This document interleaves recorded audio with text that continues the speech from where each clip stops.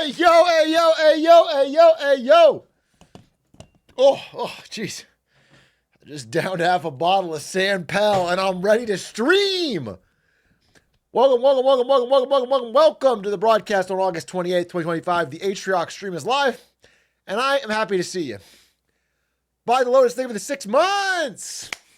San Pel and raise hell. Is that the best message you've ever written in this chat?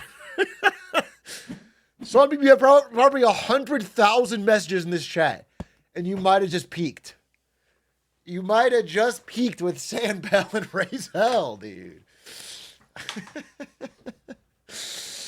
I made you laugh 2 days ago. Fuck off. Oh, sorry. Oh, sorry. Whoa. Easy does it. I'm sorry. I didn't write that down on who made me laugh list. Touchy. Hey, Atrioc, I'm almost out of college. I was wondering if you think getting an MBA and taking on the debt is worth it. You want my opinion? No. I don't know your life. I don't fucking know your life, but no. That was my gut reaction is no for right now. Because everyone's doing. Honestly, I saw a really compelling argument recently. Who is this from? I'd love to. It was somebody. It might have been like a CEO or something. I don't remember who it was. Take it with a grain of salt. But the argument was that even if you really feel like grad school is the right choice, and again, don't take no advice from this. Make no changes from this. This is just something to think about, okay? Even if you think it's the right choice, higher education and grad school in particular is being disrupted and changed so rapidly right now because of AI that it might be good to wait a year or two or, wait a little bit for it. Because right now, you don't even know if you're going to get any value out of your degree. In that, like, you're going to go and then you're probably going to cheat on a lot of things. And then the admin doesn't know what they're doing. All the teachers are using AI, but they don't really know how to incorporate it in their... It's just like... it's risky. But again, it's not for everything. I think for an MBA, there's a risk, man. There's a risk. It certainly is a time to be alive. I mean, I want to talk about that with the happiness curve. Remind me to talk about it. That's the thing I want to talk about afterwards. I do have to talk about the Nvidia earnings, and I'm going to do it relatively soon. Like within 15 minutes, I'm going to start because they need it to be a clip tonight. It happens recently, and we wanted to go turn around fast. You heard it here first, folks. Streamer says quit school, play games for the next 2 years instead. That's right. Yeah, was I not clear? Did I not make that clear? And 2 years is the minimum. I think you really need to put in some more. I mean, listen, Silk Song comes out in like 5 days. Don't be worried about an MBA, bro. Worry about an MB play in the game Silk Song. 2 years ago, what can I still take on debt? Yeah, you know what you should do? If you like debt, just take on 50 to 60K in debt a year. And then just play Silk Song. Like, take out a loan and then use it on Uber Eats or whatever while you play. So, like, that way you get the experience. You're going to get a degree. You won't get a degree, but what's the worth, You get Silk Song at least. There still isn't an official price for Silk Song. Do you have any price predictions? Predictions? No. Probably the same as the last one. I assume it'll cost them. What does Hollow Knight cost? $20? Probably costs $20. But what I would prefer is if it cost $5,000. So that way, like, only I could play it. Like, only streamers can make it justified. And then my viewership would be crazy. Because no one's going to pay $5,000. But they want to see what happens.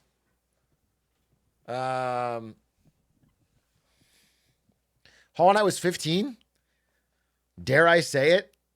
They could charge 20. There's been some inflation. Since Hollow Knight came out in the Stone Age, there's been some inflation, bro. When Hollow Knight came out, a home cost a nickel. You could get a car and a home and and send your kids to college for 25 cents. And now we're in a whole different era. I'm so fine with 30, 40. Whoa. I'm not saying I'm not going to buy it. Whatever price they put, I'm going to fucking buy it. Literally whatever price they put, I'm going to buy it.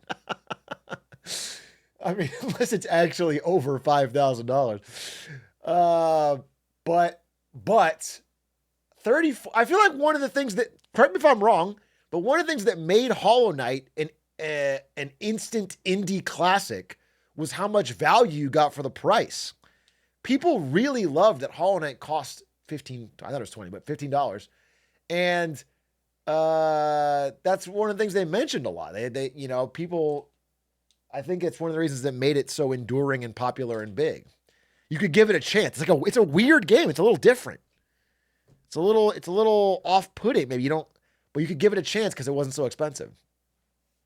So I would be wary for them to do a much higher price. I guess they could if they really want to make the cash, the squeeze. Plus, they're going to do a DLC. I think they should just do $20, maybe 25.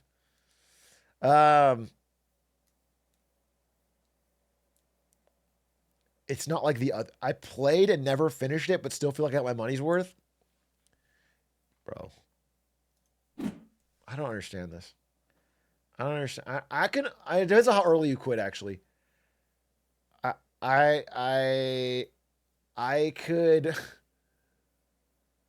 see someone playing the beginning and bouncing.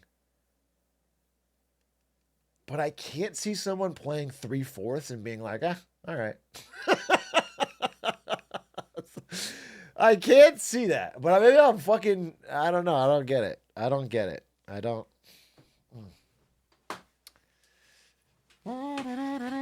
This is when I was working 70-hour weeks. Now you work 80, huh? That's when you had the easy life working construction. Now you have a hard job working big A. We don't mess around here. Ludwig. Dude, Ludwig's playthrough of Hollow Knight it's blasphemy. It's fucking blasphemy. It's blasphemy, dude. He never had the moment that I had with Mantis Lords. It never clicked. And at no point did he go, oh, wait, I get it, and I like this game. He just never... Shit felt racist to me. Low-key. Low-key. Well, something about it, dude. Something about it. Do you know what I'm saying? Something about it. It just felt... It felt problematic how he didn't enjoy it.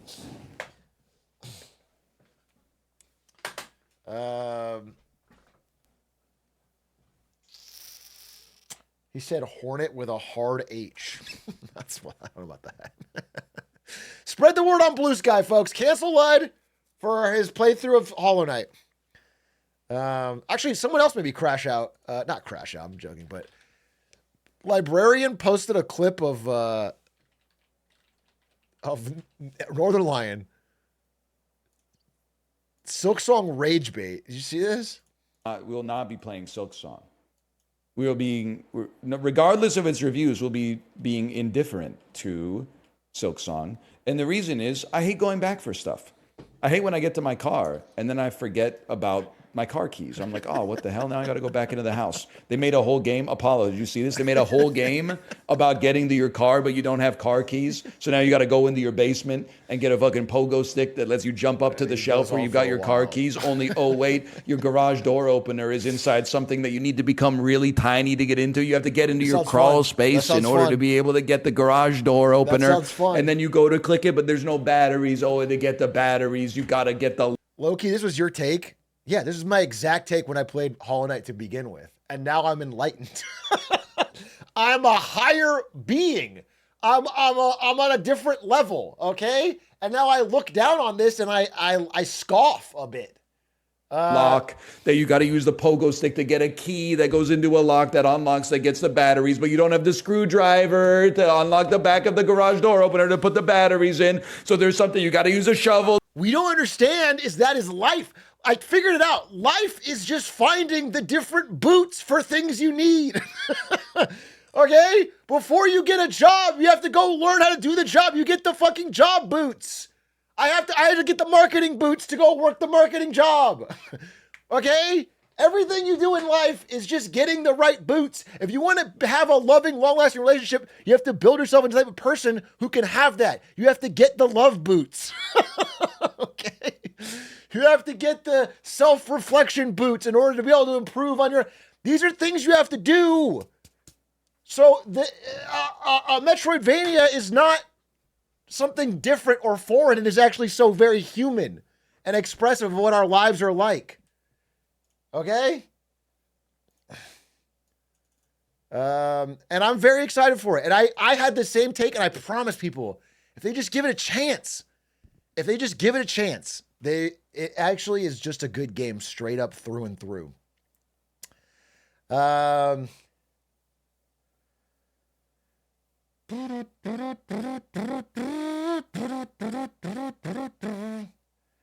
Maybe NL tried it and doesn't like it. I don't know if he's tried it. Listen, I had the same take before I played a Metroidvania. I don't even like all Metroidvanias. I just like Hollow Knight. I thought the last Metroid game was fine. I thought it was fine. You know, I didn't hate it. It was fine. It was fun. But it wasn't like... But Hollow Knight is an incredible game regardless. It's just an incredible game.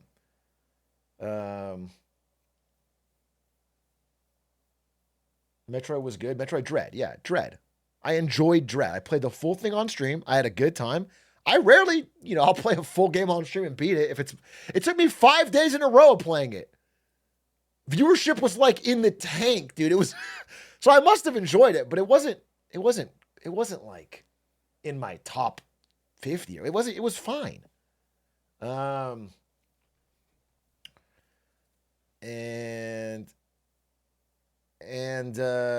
Hollow Knight's different, bro. It's just different. It's just straight up different. I forgot how hard Hollow Knight is. Just casually beat P5 on stream one day ago after fucking 4 years. I'm ready, dude. I'm fucking ready. I'm locked in. Where does Hollow Knight rank? Top 10? I don't know about that, dude. Top 10. I played so many games in my day. I played so many games, bro. You can't just throw a game in top 10. No, but Hollow Knight's an incredible game. That's just the fact. It's just an incredible game. I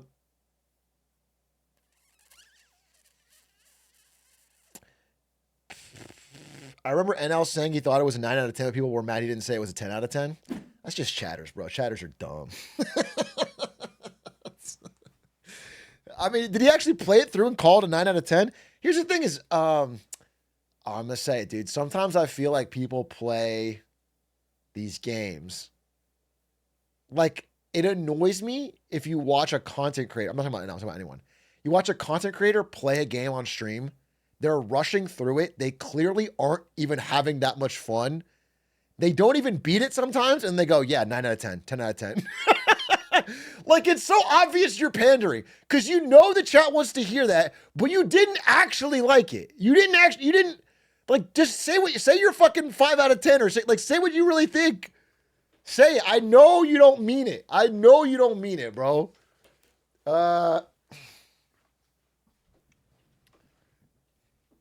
XQC listening to the new JID album. Do you have that clip? That was one of the funniest clips. Dude, XQC is the greatest music reviewer of all time. He's the greatest music reviewer of all time. He was just clicking through the album and then clicking through the song to like the chorus for 3 seconds and be like, He probably got like six of the total 14 tracks, listened to 30 seconds total of music and went like, kind of mid. Guys, it's not Squeaks chat. You can't just say sex flirt. that's not Squeaks chat. That's not.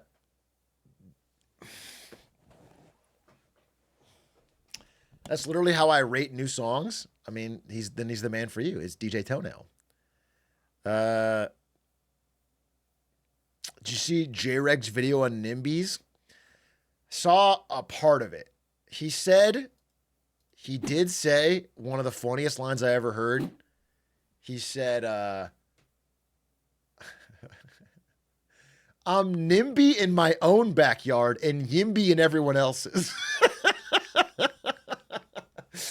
Which I thought was very, very, very, very, very fucking funny. And I do like that guy. I think he's just a hoot.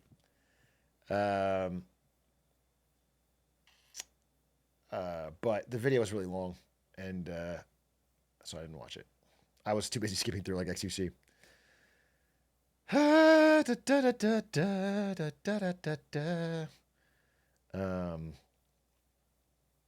Teardown stream coming soon? No, probably not.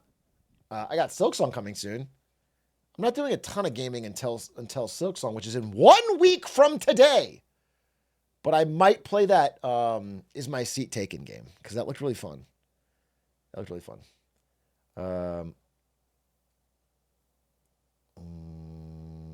Multiplayer teardown? Sheesh. What does YIMBY stand for? It means yes in my backyard. Basically, you know, he was saying, I don't even want to explain it. It's obvious.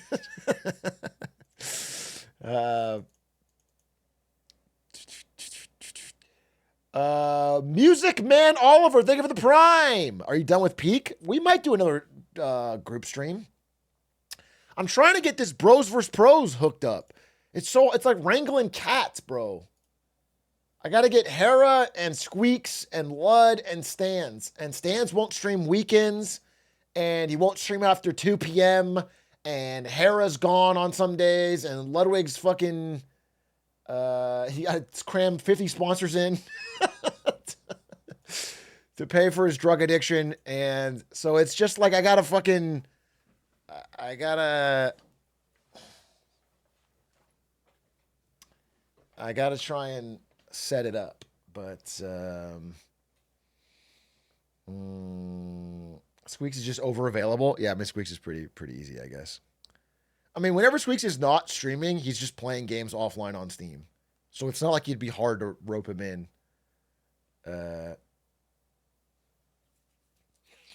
With some video gaming. What was your last 10 out of 10 album?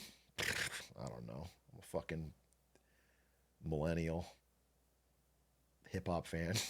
That's probably like fucking acid rap. I don't remember my last 10 out of 10? Like actually 10 out of 10?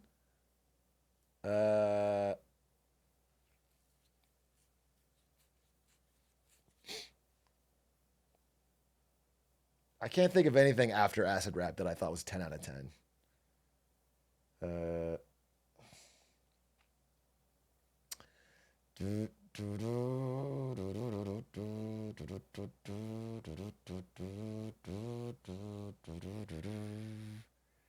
You think acid rap is 10 out of 10? I do for me.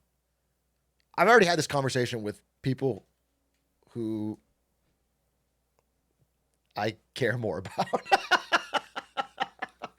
I think no. Yeah, it's 10 out of 10 to me, all right? Okay? I've already had it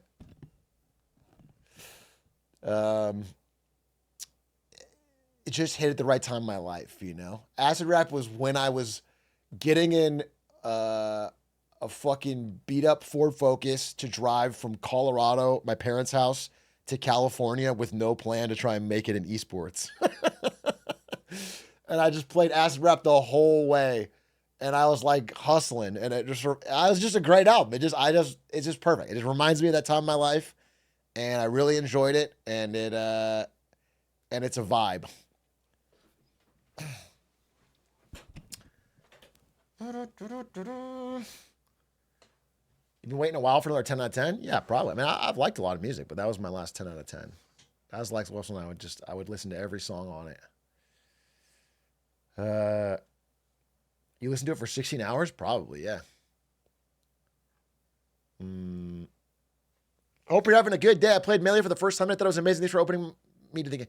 How the fuck did I open you to Melee today? I haven't talked about Smash Melee on this stream in at least a year, bro. How the fuck did today you decided to fucking... Not that I haven't. I'm a huge supporter of Melee, and I've done plenty of Melee content on this stream, and I I wore a GameCube shirt yesterday, if that did it. Your older videos. Okay. Well, good. I'm glad you enjoyed it. Melee's a great game. Melee's a great game.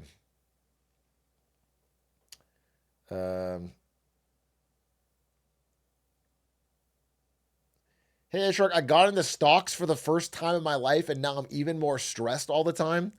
Okay, this is a classic young man phase where you get into stocks and you get a Robinhood account or something, and you just start buying a few things, and then you check it all the time. And you wake up early to check it when market opens, even though it's like you got like 9 shares, but you're like just fucking checking. And it's not you'll go past it, bro. It's no good use of your time. You're not beating the guys on Wall Street. You're not figuring it out. You got to find a better way to buy and hold and ignore it.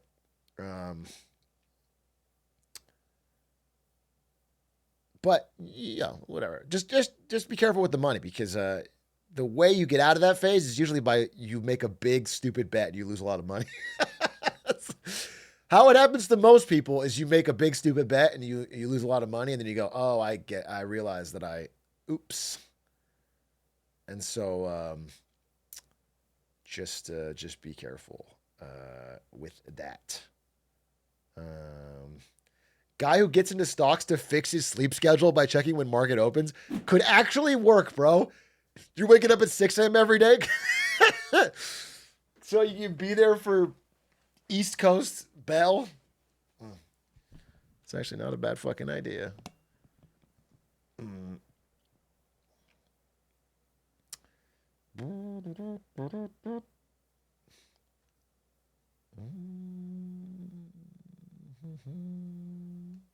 Atrioc, I rewatched Slower Than All suddenly bid, and back then Nvidia was 6% of S&P 500 and now it's 8%. Don't try to get me to talk about Nvidia early. If that's your fucking game. I don't even care if you're complimenting a great video of mine. Don't try to fucking lure me into the trap, okay? Speaking of that video, though, which I do think is aged beautifully. That's all I'll say. I'm very proud of that video. I think it's aged beautifully. I think it will continue to age beautifully. I think that video, everything in it came true or will come true. And one part of that I wanted to discuss was this. So in that video, I talked specifically about how Florida and Texas are extremely risky for real estate. And this article was fucking today. Florida's housing market was once red hot. Now it's one of the coldest in the country. And it just goes through all the declining sales, falling housing prices in Florida. This is like verbatim what I'm saying fucking 6 months ago, 8 months ago. Lots of for sale signs around. Some of you live in Florida? Yeah, dude, I have heard. I was again reading Melody right, but yeah, I've heard that like, it's like there's the beginning of panic and then a little bit past that. It's like people are like, oh boy, it's not selling, huh? What if we drop the price just a little bit? Still not selling, huh? Oh boy, a lot of for sale signs on the street. What if we drop the price a little bit more? And it's just like, it's like the gully scene in Big Short. It's just like everyone's selling and no one's buying. I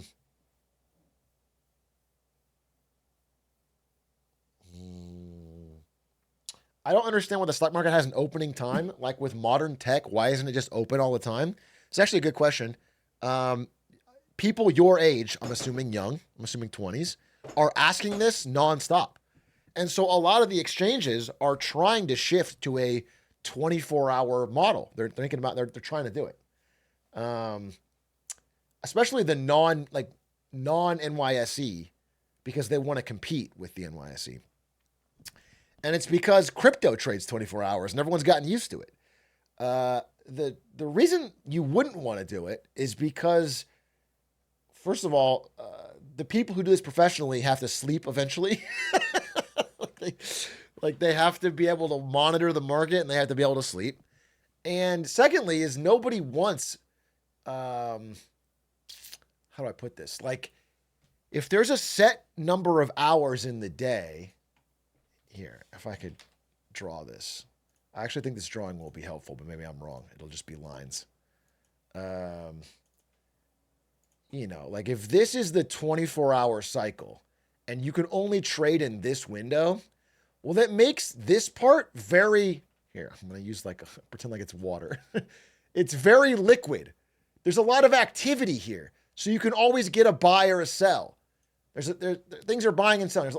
Everything is compressed.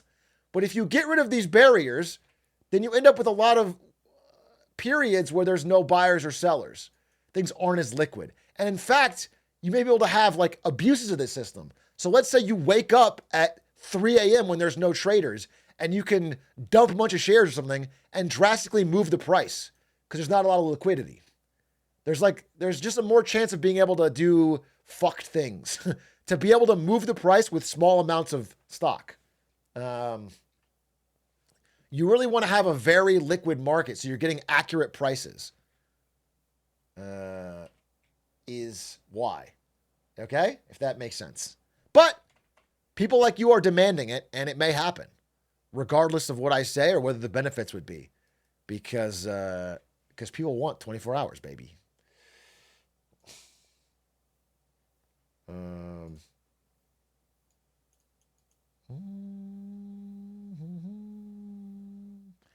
Not even BlackRock is buying up the houses in Florida and Texas. I think people have a misconception about corporations buying housing. And they think that no matter what, it will work out for them.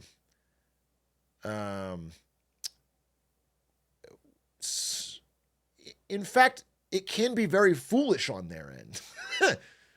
First of all, they don't have a big of percent as you think they do.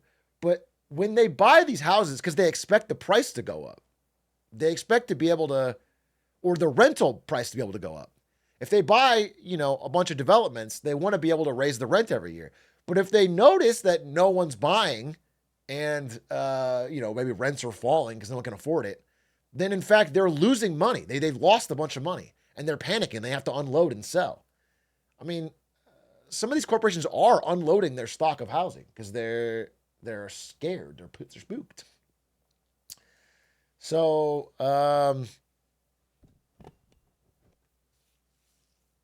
yeah, I mean, just worth noting. At least in a place like Florida, man, I would hate to be a real estate guy.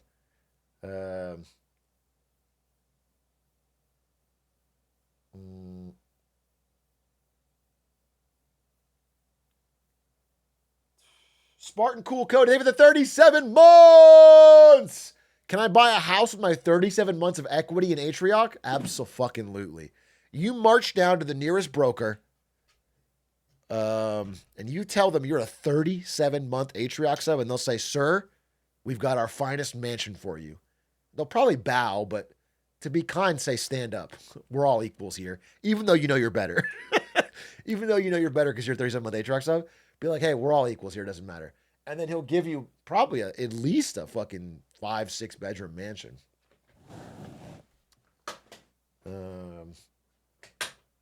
Be humble about it. Act like you've been there before.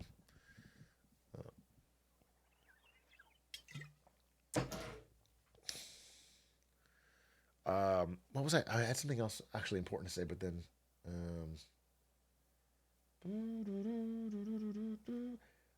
what do you think about people who buy investment properties, like individuals with one or two?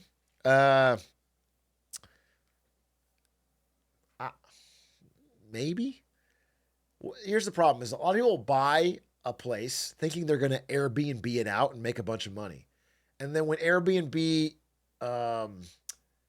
isn't as easy as they thought, or it dries up, or it doesn't fill all the slots they had, they end up still having to pay the mortgage, but not getting enough money from rentals to make that mortgage up, and then they're panicking, and then that means they have to sell at a loss. So it really depends, man. If you're in like the perfect area for it, maybe, but There's a long list of people who thought they could make a bunch of money running Airbnbs that have found it to be not that.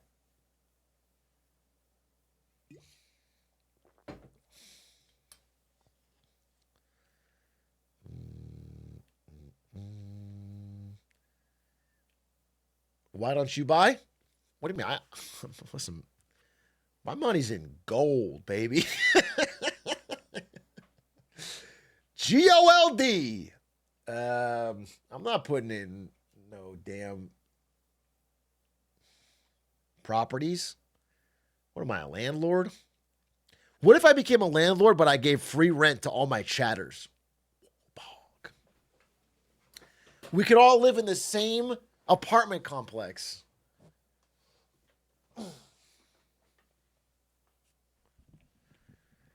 Until I see your pile of gold, I won't believe it. This is Quack's plan to get me to take my gold out of out of shares and into physical gold so he can murder me and rob me. He would like me to put it all buried in my backyard so that he can fucking kill me, dig it up, and have no paper trail. I'm not falling for it. I'm not falling for it.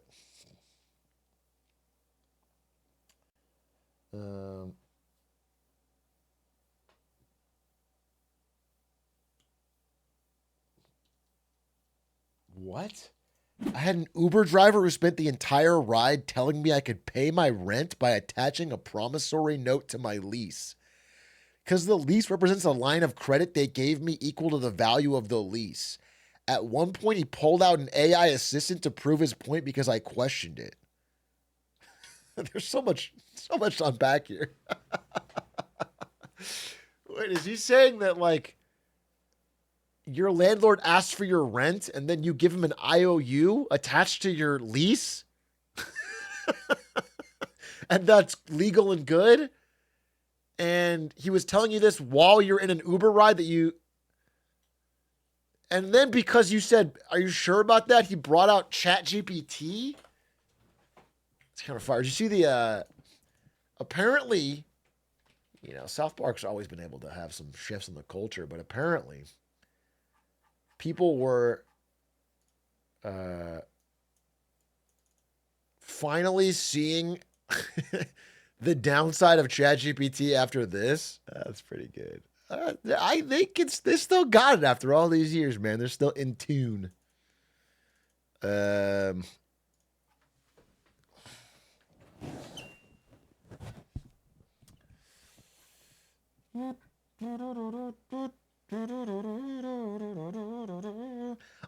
Well, thank you for the 5 months. Opinion on grad school for CS. I did data. Don't ask me. Don't ask me, bro. I don't want to. I feel bad even. People, you got your own plans. I don't want to give you your plans for school and for. You should go to grad school for Counter-Strike. You should ask ChatGPT. You should ask ChatGPT. That's what I would say. I would say that. Listen, I'm skeptical, but it has worked for many people and it could work for you. But just realize that, like, I don't know. Other people have had the idea of, like, wow, this job market's tough. I'll just ride it out in college. And sometimes you can just end up with a lot more debt. Like, and then nothing really changes. I get it can happen that way. It can also not happen that way. We don't know.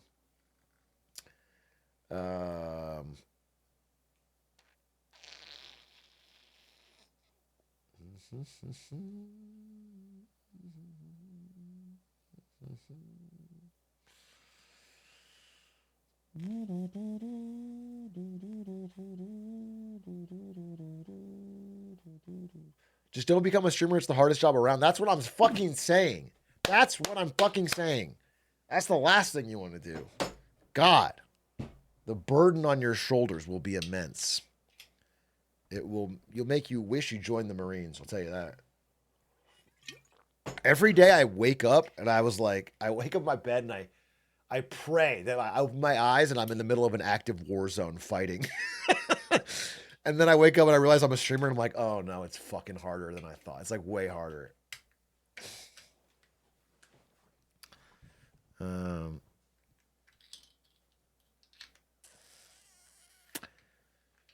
mm,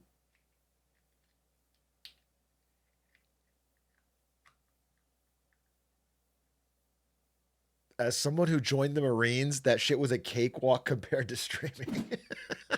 Thanks, Madman Chris, for backing up my worldview.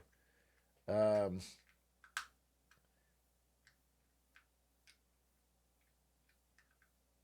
hardest job. It is. What is this? What is this? What is this emote? Hardest job? I only see it as a text. Wait, who's the image? Is that me? Is that me in like a Marines outfit? That's funny.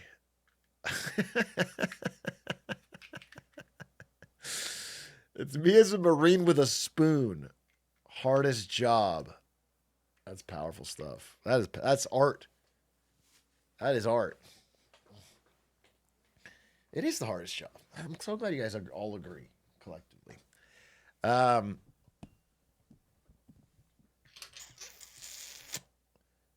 Okay, talk about Nvidia here in 2 minutes. Was there other things I wanted to say before the Nvidia earnings presentation?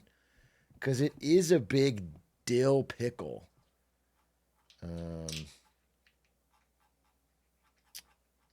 I did want to say, I mean, this is like pretty minor, but there's this guy.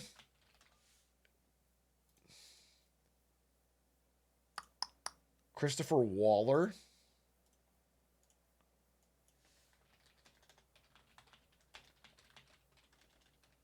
Pull it up. This guy. This guy is the current front runner, I believe, to be the next Jerome Powell. And he actually is born like this with low pixel face.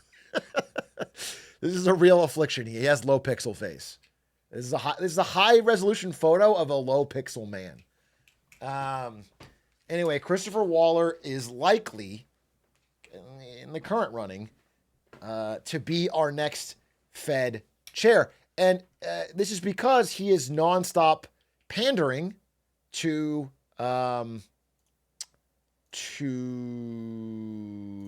Trump by constantly saying how we need more rate cuts. You know, we got to cut rates. Has been said, like he just keeps saying we need to cut rates, and so that's why he's considered to be the perfect choice for this role, because he does what Trump wants. And one thing he said kind of spooked me though today, which he said he is back on team transitory regarding inflation. Let's see if I can get this exact quote. Yeah, here we go. As CFOs juggle more I don't want the ad with it. I just want the actual. and say hello to a simplified product. Oh God, I don't want the ad with it, right? I just want. This was 2 hours ago, bro. Yeah, he's pro-trans. Yeah, she's saying he's on team transitory because he's pro-trans rights. You guys figured it out. No, he said. Don't worry about those prices. If there's any pass-through, there'll be some. Once they pass through, it's over. And it won't continue to. It is funny to have our next Fed chair be speaking at the Economic Club of Miami during a real estate meltdown, talking about how everything's great. We need rate cuts. Everything's great, and we need rate cuts. Like that. So, based on that, long-standing central bank wisdom is you just look through it. Just like if you increase the sales tax in every state, that would raise the price of what everybody has to pay. But no one would say, oh, that's going to just cause inflation to go taking off. And I doubt very much that workers would go to their bosses. This is him explaining why tariffs will raise prices, but not in like an inflationary way. It'll be a one-time thing, so we can still cut rates. And say, hey, the city just raised my sales tax. I need a raise. I don't think your boss will pay any attention to you. So, but it's weird with tariffs. That's immediately what people start saying. Oh, tariffs, prices will go up and it'll be more expensive. I got to ask for a raise. Well, you don't do it on the sales tax. You don't do it if your income tax goes up or any other taxes go up. Isn't it crazy to have a guy telling regular working people that, yeah, your stuff's going to get more expensive, but you can't ask for a raise? Yeah, everything you buy is going to be more expensive, but because it's a one-time thing, it's like you're not going to ask for a raise. We're not going to have inflation based on that. Just look through it. What is it special about tariffs that makes you want to act differently? So that's kind of where I'm at. I'm back on team transitory. We'll see. So team transitory, that's a reference to the first mistake Jerome Powell made in 2021. We all remember 2021, NFTs, good times, and massive crippling inflation. Like 10% inflation. Like really, really high inflation that caused a huge amount of distress and probably led to Joe Biden getting destroyed. I mean, his speech didn't help, but so anyway, they called it team transitory because at the time in 2021, Jerome Powell said, well, I think this inflation is going to be transitory, so we don't need to raise rates. So they were very, very slow to raising rates to fight that inflation because by the time they realized it wasn't transitory and then the inflation was sticky and was continuing to be a problem, then they had to raise rates really fast and they were very late to it. And so now we are 4 years later and inflation still has never gotten back down to 2%. And we have a big price surge coming from tariffs. And he's like, I'm back on team transitory, as if like this is all going to go away. We haven't even. So I find it all to be so insane. This guy really will not care if all of the prices of the things we buy go fucking through the roof. Now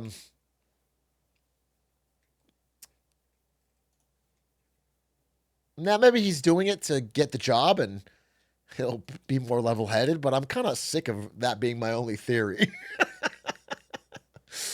I'm kind of sick of that being my only theory, bro. I don't like to have to be like, oh, these guys are just crazy till they get the job.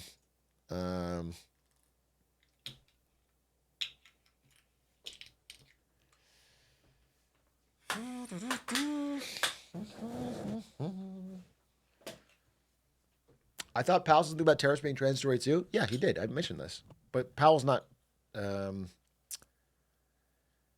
least as hard of a rate cut advocate as this guy.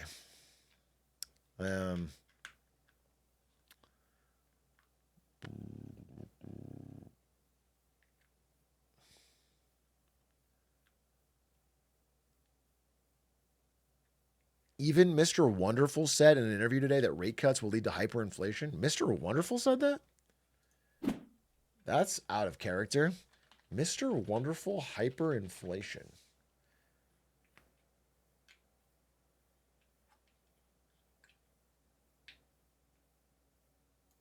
Where did he say this?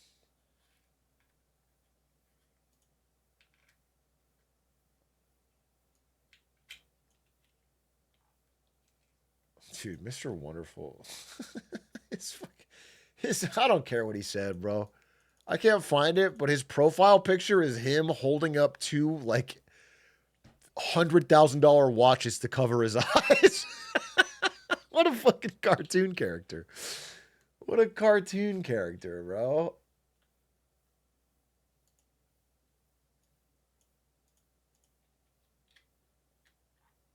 I don't think. And yeah, all his fucking recent things are about watches, honestly. Him trying to shill watches. So I don't know. Maybe he said it, maybe he didn't, but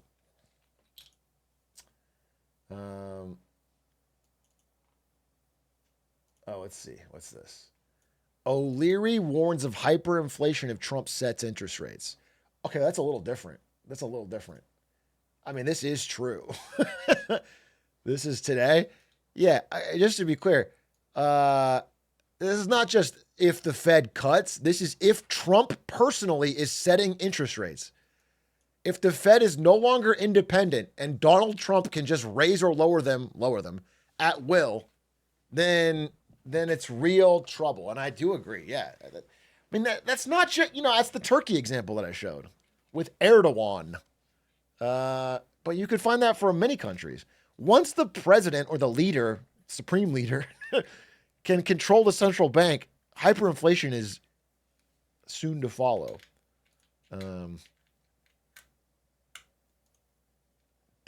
Like, they didn't make central banks independent for no reason. It's like a lesson learned from history. The reason you had to do it is because it's the only way to get the stability of the currency. You could probably get them on Lemonade Stand. Do we have some guests? We got some guests coming up for Lemonade Stand. We're kind of powering through on just us right now, but then we have a lot of guests. Yeah, I think a really good amount. We have some good guests. We've been working on it, and I'm excited about all of them, to be honest.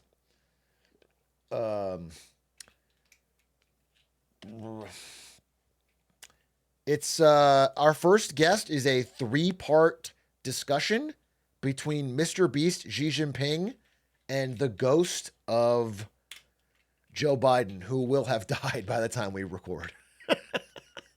But we'll come back for it will be a fucking powerful fucking. And the ghost of Kiev as well. Yeah, exactly. Plus Team Cherry will be there, but only talking about interest rates. It's going to be Team Cherry for an interest rate discussion, and it's going to be Xi Jinping for a Silk Song discussion, actually. So we get people out of their comfort zone. We mix things up. Aiden will not be attending any of the guests. Aiden will not be there.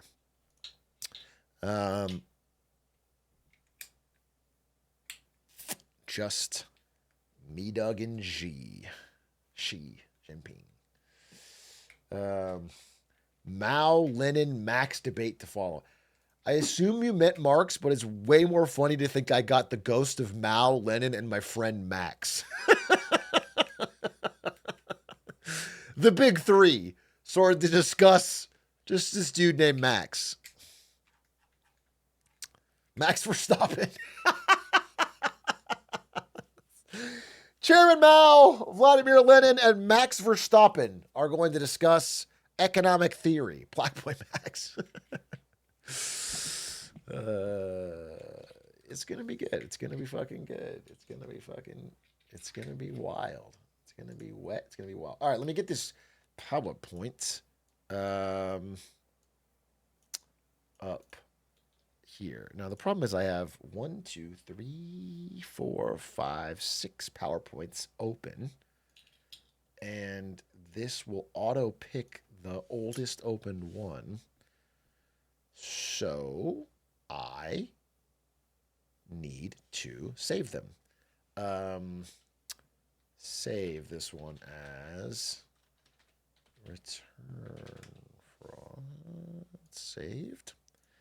And this one save as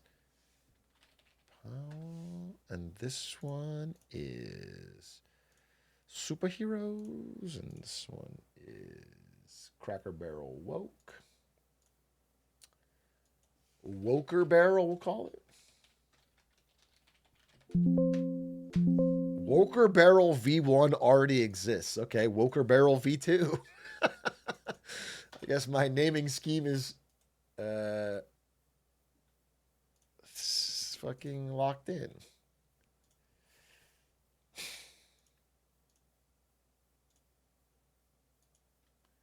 Okay, perfect. Use your Halloween costume idea. Dress up as a U.S. Marine. What if for Halloween, I dress up in full U.S. Marine costume, and then I just talk about how easy my life is? Wow. Finally, one day where my job's not so hard. Wow, this is so easy. And then I film it, and we try to get it on TikTok. That'd be good. And I walk around and I talk to other veterans, and I tell them how easy their job is compared to streaming content on the internet. I think my dad will be cool if I steal some Valor. I mean, sometimes, do you guys, are any of you content creators? Even like on TikTok or Instagram, do you upload content? Some of you, right? Do you ever go to a restaurant and ask them if they have a content creator discount for your service? Because I do it a lot. I always say like, oh, this is the bill. I'm a Twitch streamer. So, here's my account. And then wonder if you guys have any sort of discount for what I've done for the country.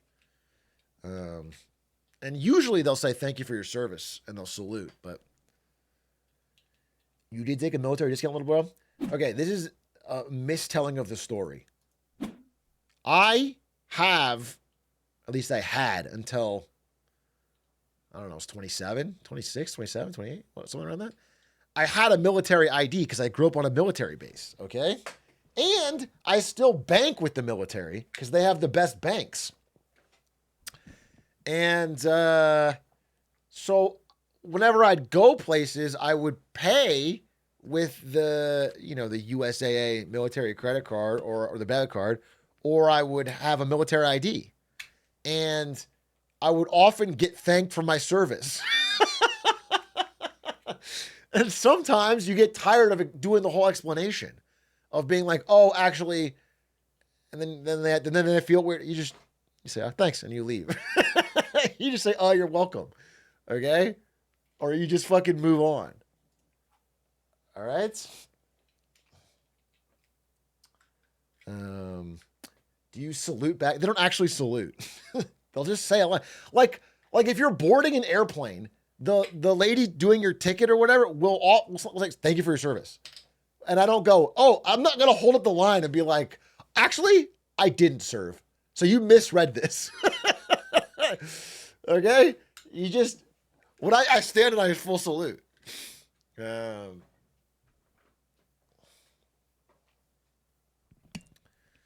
Is that only a US thing? Like I don't have that's all in Europe?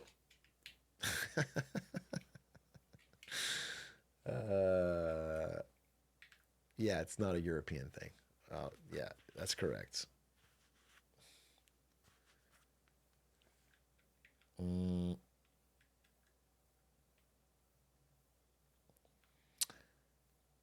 But if the plane comes over, they'll come to you for help.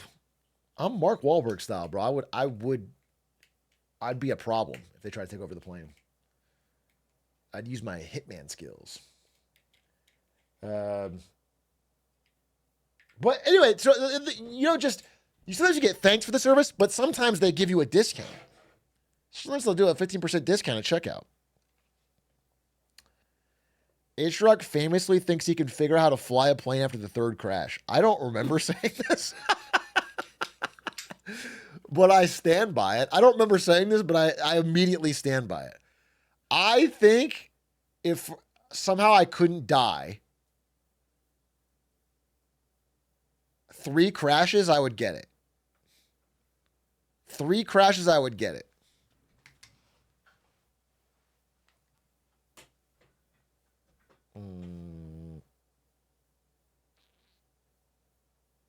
No, not Microsoft Flight Sim. What I'm saying is like, okay, let's say the pilot of a plane dies and there's chaos on the plane and they go, Atrioc, you got to fly the plane. You got to fly the plane. And so I rush to the front and I get in the cockpit and I throw on the headset and they're like, and I'm like, Mayday, Mayday, Mayday, I don't know what I'm doing. And they're like, all right, we're going to talk you through it. I'd probably crash the first time. But if I get to rewind, try it again, I'd probably crash the second time. And I'd probably even crash the third time. But what I'm saying is after 3, I would get it. And I think that's true. I think I believe that. I think by the 4th time, Groundhog Day, I'm landing the plane. And honestly, I could probably do it in 2, the amount I think about it. Because they're talking me through it, bro. It's probably very simple. Like, they're just going to be like, okay, here's all you do. You just put the throttle up, flick the switch, bada bing, bada. Go get a beer. You're a pilot, bro. Your job's not hard as streaming. And then I'd be like, oh, fucking chill then. And I would go get a beer and then we'd land it. Throttle up for landing.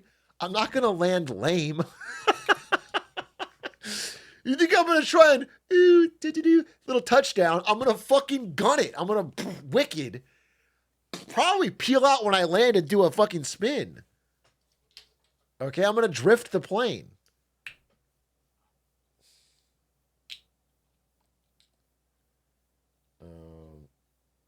What if air traffic control is dodo walling you and then you decide to open a YouTube video on how to land and a 30-second unskippable ad plays? I guess that would be bad. What do you want to say? It's funny to be like, not that the line gets cut or whatever, but they're dodo walling me. Like air traffic control can hear me screaming Mayday.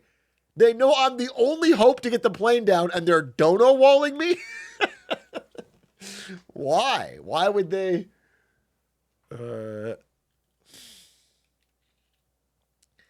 Make that a YouTube Premium ad? That would be a very funny ad for YouTube Premium. Except it's kind of weird about like it's a plane crash. No, I don't think it'd be that good of an ad, actually.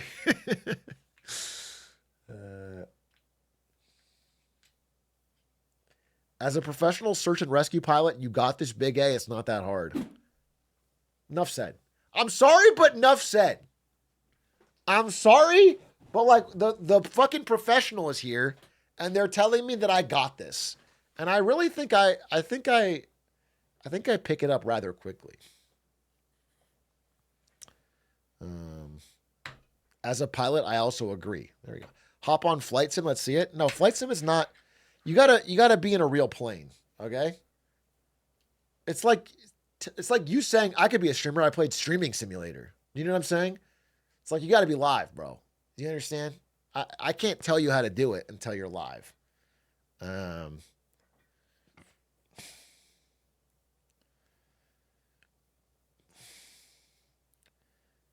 You should join Lud on his next year. No, I don't think so. As a Twitch streamer, drops the Twitch.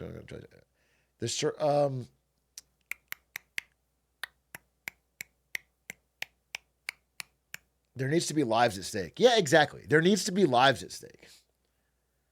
Did any of you volunteer to be passengers in my first time as a pilot? Okay? I'll be the pilot, and we'll just figure it out live. And then your guys' lives being at stake will motivate me to put my best effort in. And then I'll clutch up. Do we get your survive 3 deaths clause? No, you guys will be cycled in for the next. I'm going to have 3 separate planes. And after the first one goes down, I'll try again on the second one.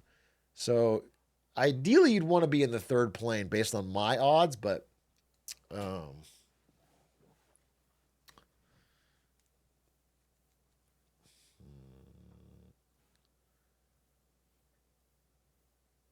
you watch the rehearsal? I haven't. I heard it's about this, though. Does he learn how to fly in the same way? Does he commandeer a plane and then get taught by the air traffic control how to land it?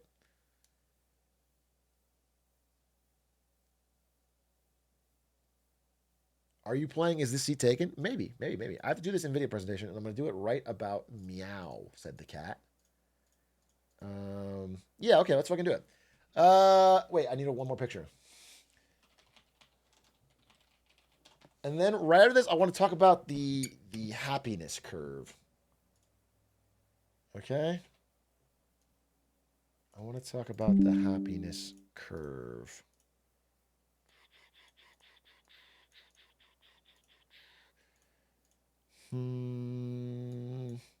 Okay.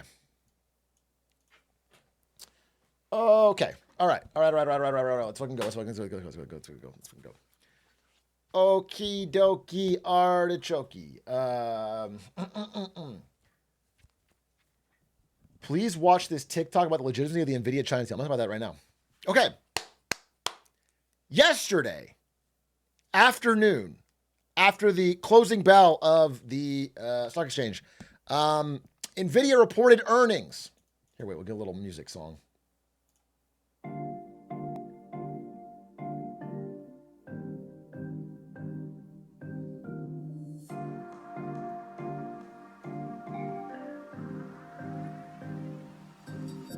I should have been a skater, maybe a heartbreaker, some kind of creator, simple money maker. I'm just a simple money maker. Time passing me by, I'm cold but it's July, and I know that my disguise will melt off in a sunrise, and I know that it's designed for the sun to make me shine, but it feel like this time that my heart's been mummified. And I won't make it to the night. They tell me I'm too young to be thinking like this. Got my life ahead of me, but feel like it's in abyss. Like my life left for a mistress. Call me back, I must have missed it. I should have been a skater, maybe a heartbreaker, some kind of creator, simple money maker. I'm just a simple money maker. Okay, listen, 4 times a year, our GOAT, our glorious king, Jensen Huang, comes out and does Nvidia earnings reports. Okay, 4 quarters, 4 times a year, Nvidia updates the stock market in the world on how well it's doing. And it's really important, and it just happened a few hours ago. Okay, and we've talked about this before. The entire U.S. economy, and by extension, everyone's retirement in the world, kind of rests on these earnings reports. Nvidia has to constantly keep beating and raising their profit estimates to signal to the market that everything's good, they're making a lot of money, they're growing, and we all can rely on them. So they reported yesterday, and what was the result? Are we okay? Is the entire U.S. economy still being held up by the gigastrad strength of Jensen Huang? The answer is pretty much yes. Pretty much yes, but there's a lot to talk about. There's a lot to dive into. Okay? So high level revenue, $46.7 billion in revenue, up 56% year over year. Pretty big. These kind of charts are really good for getting an idea of the health of a company, by the way. Sort of shows where all the revenue's coming from and then where the costs go. Now, one thing you'll notice is that for most companies, this red bar or these red bars are a lot bigger. Most companies don't have this big, fat, nice green margin right here. That's the profit. 33.9 billion gross profit, 28.4 billion operating profit. These are massive margins. Like some of the biggest in the world for a company of this size. And so they end up with a net profit of 26.4 billion. They keep 57% of what they make, which is pretty incredible. $26.4 billion in cash left over. This is still a really profitable, fast-growing, powerful company. Don't get me wrong. And this report was still growing and still good. So while the stock was down a little bit, and we'll explain why in a second, overall, the growth story is not dead or over or, any panic word. So Nvidia, they might have shrugged their shoulder a little bit, but they're still holding up the world, okay? That's the high level. Now, part of this was interesting.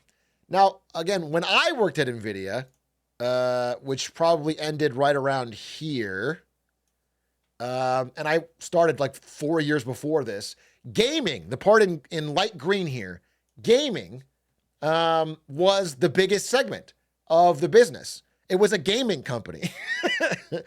Okay? Starting in Q2 of 24, data center, which is the AI chips, started to become massive. And by now, now gaming's like it's not even really relevant. I mean, it's a tiny chunk of how much the data center part of the business. The company is an AI company now.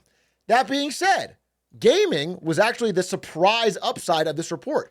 This data center growth of 41.4 billion was actually slightly under Wall Street expectations, which is why the stock market was a little jittery on this. Slightly under. It was expected 41.4 or whatever. It's 41.1. No real big deal. But gaming was a surprise outlier. It did really well for what they said. So they got a few, a billion more than they probably thought they were going to get for gaming. And largely that was because of Switch 2. If you guys don't know, Nvidia makes the hardware or the chip, the graphics chip for the Switch 2, and Switch 2 is selling like no consoles ever sold before. Despite having no games, the Switch 2 is selling better than the Switch 1, which is like the best-selling console ever. So, incredible, I guess. Good for them. Good 2 games, but it's doing shockingly well. So overall, like at a very high level, there's not much to worry about here. Nvidia's doing, they're doing what they usually do, which is like big profit, things are growing. The story of Nvidia for the past few years has been everyone wants to buy these AI chips and they keep buying more. But there's a little bit more under the hood that I want to get into because I think this is a very interesting earnings report. And I've listened to the whole thing and read a bunch of analysis on it. So the two sore spots, the two dangerous parts under the hood were, number one, the data center revenue and the whole AI story. And number two, China. Okay. And we're going to cover both. So part one was data center. So like I said, gaming beat estimates. ProViz beat estimates. Automotive beat estimates. Data center, it didn't. Data center, it grew a little bit less than expected. And, nothing terrible, nothing to worry about. But it's unusual because they make these estimates with the idea that they're going to beat them. That's what they've done in the past, and they've consistently always beaten their estimates. So to slow down a little bit, it gives the faintest hint that they're approaching a curved top. Instead of going hockey stick exponential up, it feels like they're approaching a curved top. Now, again, so minor. I don't want to overstate this, but it's just like it causes a little bit of a spook, just a little bit of a panic. Now, the second part of this, when you dive into data center, which is again where all the money is, like the whole Nvidia story revolves around selling these AI chips for data centers. If you dive into this data center number, which was a little bit under expectations, it's that all of the money for Nvidia's data center revenue is coming from very few customers. In fact, 39% of their revenue comes from 2 mystery customers. Now, they say mystery. It's actually not a mystery. It's actually not a mystery to figure out who can afford to spend hundreds of billions of dollars on GPUs. And so, again, if you remember this meme image of the US economy riding on Nvidia's earnings, well, Nvidia's earnings is kind of, based on this analysis from this recent earnings report, is kind of riding on these two guys. The CEO of Meta, Mark Zuckerberg, and the CEO of Microsoft, Satya Nadella, being willing to keep throwing hundreds of billions of dollars at, because these two guys, these two companies, Meta and Microsoft, are the big 2 mystery customers that make up, 40%. And if you add in Amazon, Google, and Tesla, it's like 50%. It's pretty much the majority of Nvidia's revenue is coming from these few tech companies. So they have to not only keep spending how much they're spending, but grow more. For Nvidia to grow, they have to say, we're not going to just spend 100 billion this year. We're going to spend 200 billion or 3. They have to keep going up. So there's a bit of a key man risk. If even one of them, if even one CEO goes, you know what, we're going to cut back on AI spend, it would cripple Nvidia's earnings, which would in turn cripple the S&P 500, which would in turn hurt the economy. You know what I'm saying? We're now getting so concentrated on the decisions of very few people, but didn't happen yet. So I just want to say that. The second part is the reaction to some of this shakiness would have been higher, but Nvidia at the exact same time in this meeting announced one of the largest stock buybacks a company has ever done. They announced a $60 billion stock buyback, which, is a way for you to take your corporate money to juice your stock price. And again, I think that's like the third largest ever, behind Apple's 100 billion and Alphabet's 70 billion. Now, again, companies are allowed to do this, but generally a company will buy back its own stock when they feel it's undervalued, when they feel, usually when it's off of its highs and they're buying maybe the dip. But Nvidia is buying at their absolute all-time highs, basically, with $60 billion to try to keep these going. And it's worth noting that they're spending way, way more on share buybacks than they've been spending on equipment or R&D. Like, almost all their money is not being reinvested into this colossal AI story they keep saying. It's just into buying back their own stock to keep the stock up. So again, worth looking at. Now, the next major thing, and this is kind of the real story here of NVIDIA's, what's going to happen for the next couple of years for NVIDIA, and it's worth watching. It's China, okay? Because the China story has been all over the news lately.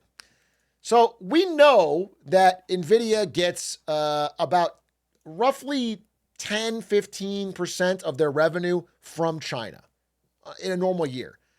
But in recent years, it's been harder and harder for them to sell directly into China because Biden and then Trump have banned them from selling their chips into China. Okay? And that's led to all sorts of craziness. The first bit of craziness is that there's been a lot more smuggling. Okay? This is just one story about $1 billion worth of chips that were smuggled into China. But there's many more. I mean, if you've seen the Gamers Nexus breakthrough, you've seen that a lot of NVIDIA chips have been going into other countries and then being smuggled into China. A great example is this. NVIDIA's revenue share by country, 46% from the USA. In 2024, the share of Singapore was roughly 0. In 2025, it's 18.1. Okay? Suddenly, Singapore is buying a whole fuck ton of Chinese of NVIDIA chips, despite Singapore being really small. Okay? It seems like it is a sign that a lot of chips are being moved into China, but they're being smuggled through. Okay? And, for NVIDIA's POV, that's fine. They don't care if it's being smuggled or not. Someone's buying it, and they're getting the revenue. But the U.S. obviously wants to crack down on this, and trackers have started to become embedded in AI chip shipments to catch diversions to China. So this is from this month. So there's innovations being made to try and stop this and crack down on this. And if any of these are successful, that's also a fly in the ointment for NVIDIA's story, for NVIDIA's growth story. If they actually can't sell to China, well, then that's a really big problem. So I want to talk about another thing. This is the NVIDIA H20. So at a high level, here's what happened, right? NVIDIA has their latest and greatest Blackwell chips. The US said you can't sell those to China, banned. So obviously they're being smuggled. But there's some friction and they're now going to China, all right? So NVIDIA created this H20, this H2O, the water chip, if you want to call it that. It's not H2O, it's H20, but H20. And this chip is slightly worse. It's not the latest and greatest. It's not the best chip. And they got permission from Donnie T to sell this in China. Okay? Jensen Huang went and he said, hey, we need to make sure that China's still using NVIDIA chips and not making their own. So we made a worse version. It's not the latest and greatest, but we can sell it there. And this had two problems with this administration. Number one is that Donald Trump said, okay, I'll let you sell this weaker chip to China, but you got to pay the mob boss his VIG. He said you can only sell to China if you give 50% straight to the White House. Okay? Straight, this is NVIDIA AMD. So you have to give a percentage of your revenue. That's part of it. The second thing was this guy, Commerce Secretary Howard Lutnick, went on national news and said this about the chips. I'm looking at Nvidia. Buy these chips last year. So then we. Oh, wait. Start around here. Yeah. I'm looking at Nvidia getting a deal to be allowed to sell certain chips and do more business into China. That's coming from this administration. That we would start to resell them. So remember, these are an older chip. Biden had them available, and we rethought it. But now that Nvidia came out with their newest chip, you realize the newest chip is called the Blackwell. Then they have the H200 and H100. This is like the fourth one down. So the fourth one down, we want to keep China using it. We want to keep having the Chinese use the American technology stack because they still rely upon it. And that's key. So we try to play that balance. We don't sell them our best stuff, not our second best stuff, not even our third best. I think fourth best is where we've come out that we're cool. Well, fourth best is giving the stock a 4.5% pop today. They could sell a lot of those chips. Yeah, an over $4 trillion market cap, right? Which then when Nvidia rises, it's kind of the tide that lifts a lot of different boats. You look at the NASDAQ that's up today. But some would argue, why are we giving China any access to chips? How do we square that? So the idea is the Chinese are more than capable of building their own, right? So you want to keep one step ahead of what they can build. So they keep buying our chips because remember, developers are the key to technology. Okay. You want the world's developers to use your tech. So Nvidia is driven to make sure all the developers of the world are still using their technology. So you want to sell the Chinese enough that their developers get addicted to the American technology stack. And that's the thinking. Donald Trump is on it. He thinks about it. And we've designed the platform model. So look, this was politically really fucking stupid. To brag about how you're selling them only the shitty fourth best chip and to go on and say it's like we're going to get them addicted to our technology stack, like it's the opium war 2.0, did not sit right with China. China turns against NVIDIA's AI chip after insulting Howard Lutnick remarks. Okay? Now look, China has always been trying to make their own chips, and they were doing this anyway. But this specific H2O, H20, after his remarks, they just couldn't let it stand. So they immediately banned it on the Chinese side and said no one could buy it. In fact, yeah, they went around to all the Chinese companies and said you can't buy the H2O, H20 processors. So they called the statement insulting. Listen, although China has worked to transition away from American technology for some time, the country now seems determined to hasten these efforts. The government has asked its regulators to find ways to move Chinese companies away from NVIDIA's H20 chips. So now NVIDIA cannot sell these. And in fact, in their earnings call, did not include any China revenue in what they announced yesterday. Because this political tension and war is heating up. At the same time, there's a company you're going to start hearing a lot more about. If you haven't heard about it already, you're going to hear more about it. This is Cambricon. Cambricon has been rising a lot relatively recently. In fact, this is their stock price. This is like within the past few days. Cambricon is essentially the Chinese version of NVIDIA in terms of making GPU type chips for AI acceleration, for AI. Okay. Cambricon, their shares were already doing well. And then DeepSeek, which is the Chinese open source AI model, announced they were going to be updating their model to run on homegrown chips, like the ones made by Cambricon. So again, this company's not caught up to NVIDIA, but it is working in that space and it has free demand for its chips. Because these big Chinese AI companies can't buy the NVIDIA ones, they are going to start buying more local domestic made ones from China. And that is causing huge spikes in their prices as people realize that, as there's this huge real demand. So again, if you're watching this and you're going, oh man, I got to buy some Cambricon, just want to warn you, a lot of people have that idea in China. This is on the Shanghai stock market. By the way, they after this surge, they became the most valuable company on the Shanghai stock market.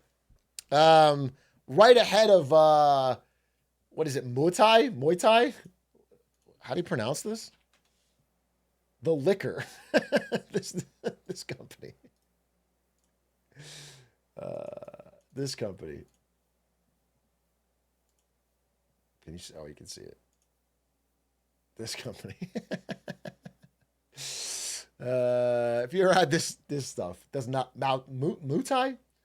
So anyway, I seen that shit on Cold Ones. So it surged. All right, so it surged, and the Chinese the company Cambricon literally warned its own investors that they're buying probably at an overvalued price.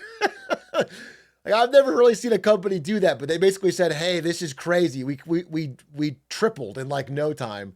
You have a lot of risks if you keep buying." So I wouldn't jump in yourself. But anyway, so that's the battle. It's like China wants there to be domestic chip production and is doing what they can to do that, and we're sort of doing our part, or Howard Lutnick is doing his part to make it difficult for Nvidia. So Nvidia, in response, is halting production of the chip they designed for China, and it's going to try to make a new product that can hopefully get sold there. But they have 4 big challenges. So now they have to make a brand new chip for China. If you're Nvidia, to solve this problem and still get growth in China legally, you have to, number 1, make a new chip for China. Number 2, get Trump to agree that you can sell it in China. Number 3, get China to agree to buy it. And then number 4, after all that, you have to pay Trump 15% of whatever it makes. So this is a real challenge. Like, the challenges in China are happening right now for Nvidia. That's making it hard to keep that side of their business going. And the smuggling is getting cracked down on, so it's going to make it harder to do that. Now, an even weirder aspect of this whole thing is that Nvidia, in their earnings call, literally said this. They said, okay, we met with Donald Trump. He gave us a handshake deal that we could sell in China. He gave us, we got the licenses approved to sell in China, but he asked for 15% of the revenue. Now, what they said in the earnings call was, we can't pay that 15% unless there's some kind of actual formal plan with paperwork. And you guys have done no follow-up. They said there's been no follow-up. There's nothing. It was just a word. It was just words. There's no, like, we have the licenses, we can sell, but we don't know how we're going to pay the money. Like, to who and where and when and why. And someone in chat goes, just don't pay it. And that's what they were kind of saying. That's so funny. Basically, Nvidia was making the argument that, like, if the teacher doesn't show up, we can leave. They're basically saying, like, if we don't get any paperwork about this 15%, we're just not going to pay anything. I don't have to pay the 50% until I see something's a true regulatory document.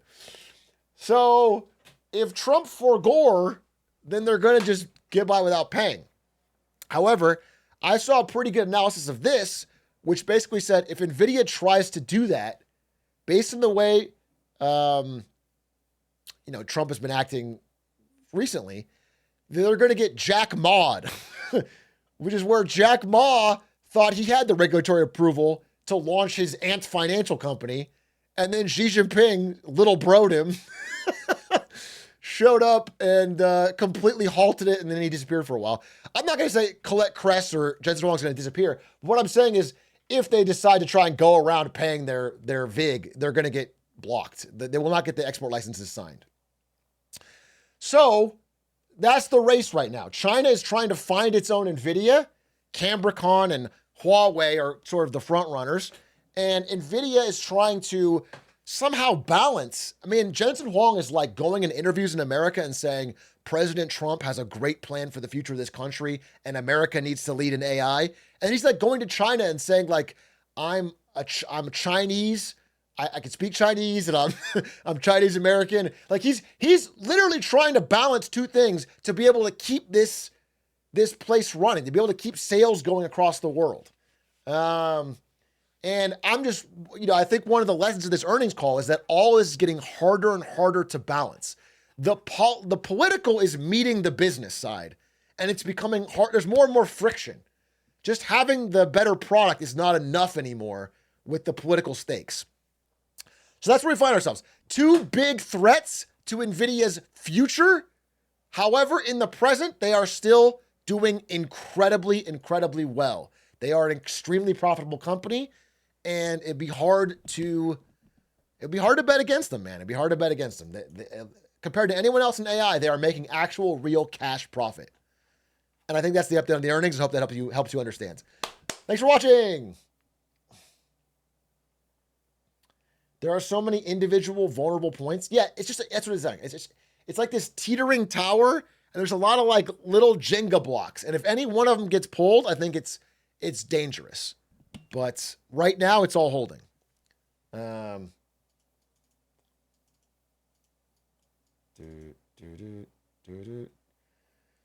Joseph Messiah, thank you for the 17 months. Appreciate that.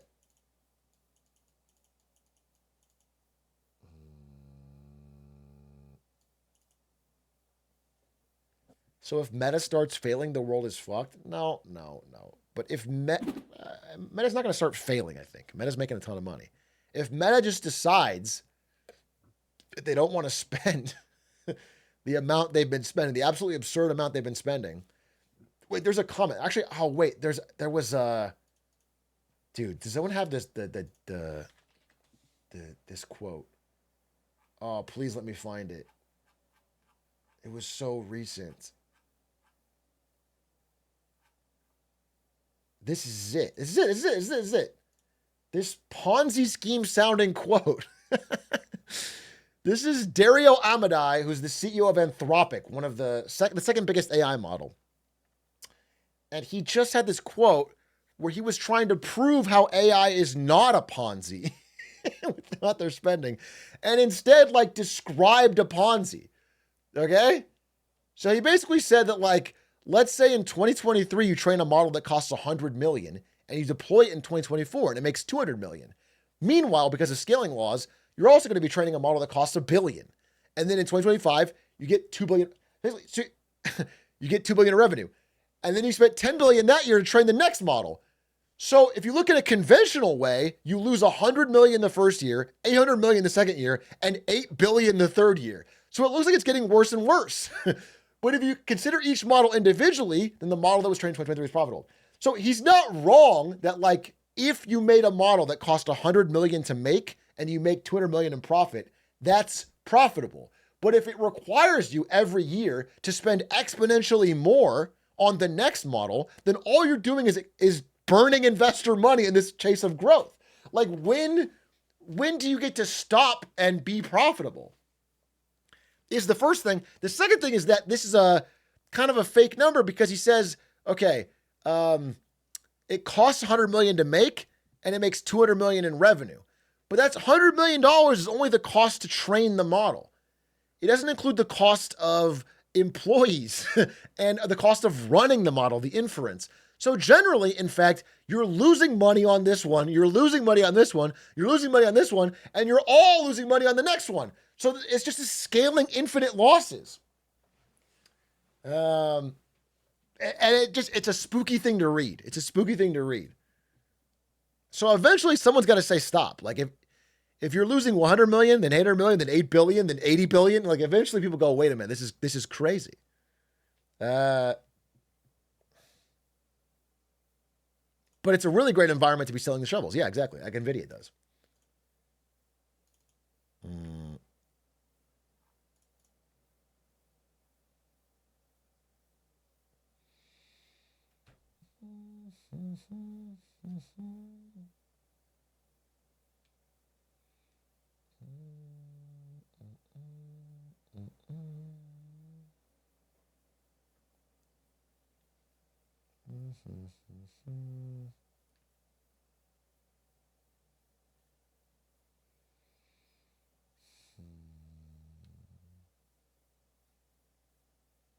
Google doesn't buy NVIDIA chips. They make their own TPU chips. No, this is wrong. They do make their own TPU chips, but they also buy NVIDIA chips. Because as a cloud provider, their customers want access to NVIDIA stack because they build on CUDA.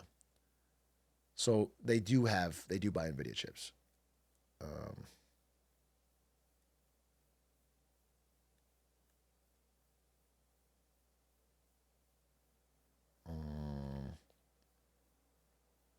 Can't wait for the Big Short best bubble in 20 years from the Rizzler's Jensen Huang. You think the Rizzler's going to play Jensen Huang? Thank you for the 28 months, Quinkadink. How do they transfer all the potatoes to make the chips? See, old mate Nico, can I just say, I admire the dedication to continually making potato chip jokes every time I bring up chips for the next. I've been talking about computer chips on stream for a very long time. And every week, people recognize this is my chance to make a potato chip joke. And they lean into it. And I respect it. It's like, it's going to hit. It shows a commitment to the bit.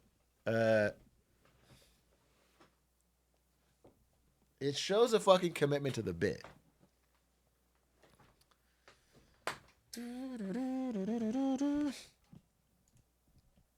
The elite taco for the 5 months.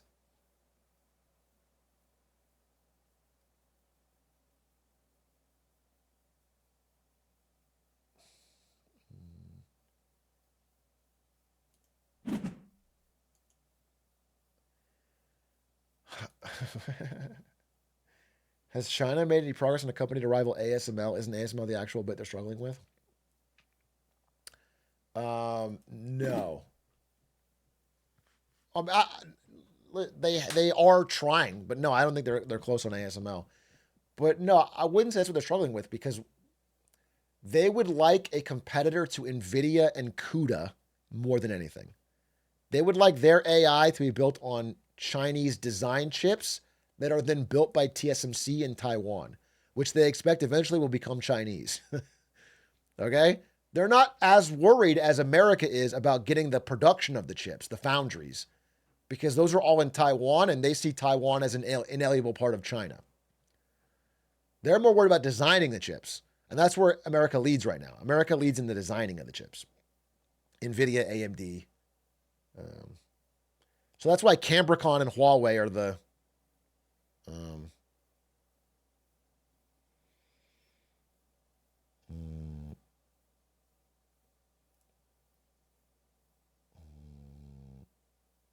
happiness curve. Okay, I want to talk about this. Yeah, it's a big topic. And I want your honest opinion, especially if you're young. Okay? If you are under 30, honestly, if you're under 30, then I want to hear your thoughts on this. And it's not insanely out of the realm of what we talked about before, but I just saw more concrete data today. Let's see if I can find it. Where did I call it? Damn, what did I call it in my notes?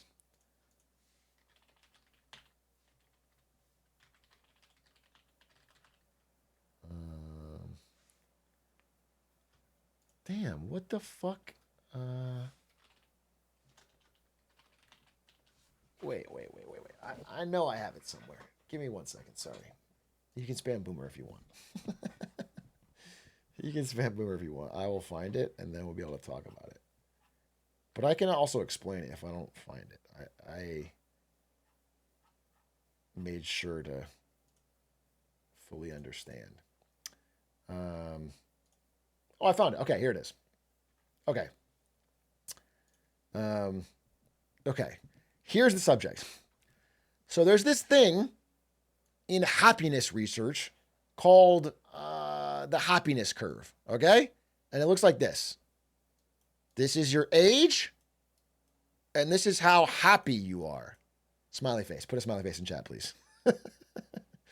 Okay? And generally, it's like this huge, it's like this Nike swoosh type curve. And it looks like this. You're pretty happy when you're young, and then as you hit middle age, which is between 30 and in some countries 60, but really more like 45, 50. All right, let's say it like this. You get the lowest happiness. This is where you're like most unhappy because you have lots of jobs and you have responsibilities and kids and life and house and bills and pressure and your body's getting older, okay? And then after this period, this later in life period, happiness actually rises again and gets pretty high. This is a repeated study all over the world, different countries, hits every time, like very, very consistent. It's like a smile, they call it, your happiness curve. Okay? About retirement, yeah. That's the idea. Now, what I'm bringing up today is this new thing from The Economist that I'm almost afraid to tell you guys because it's kind of sad. But basically says the middle-aged, which would be this, are no longer the most miserable. Since, and this is like recent, this is like since 2019, this curve has been reliable for decades, by the way. This curve has broken since 2019. And now it looks like this. It's the most miserable are just the young.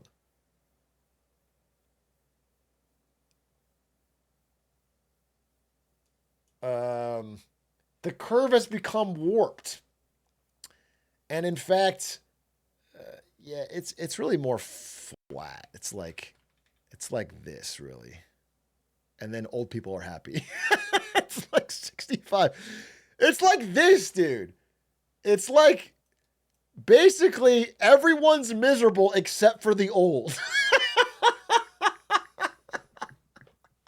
Since 2019 specifically.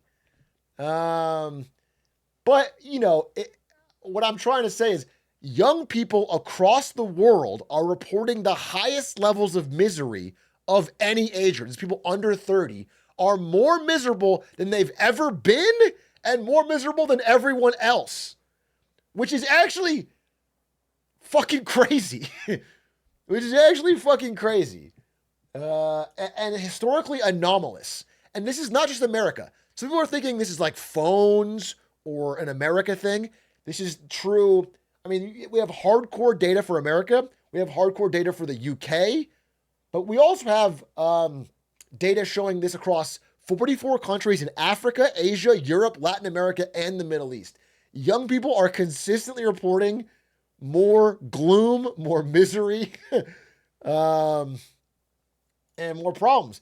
And so, this article goes into some of the possible reasons, and it throws out some of the ones that you might have thought. They don't think there's a strong link between smartphone and social media use and this.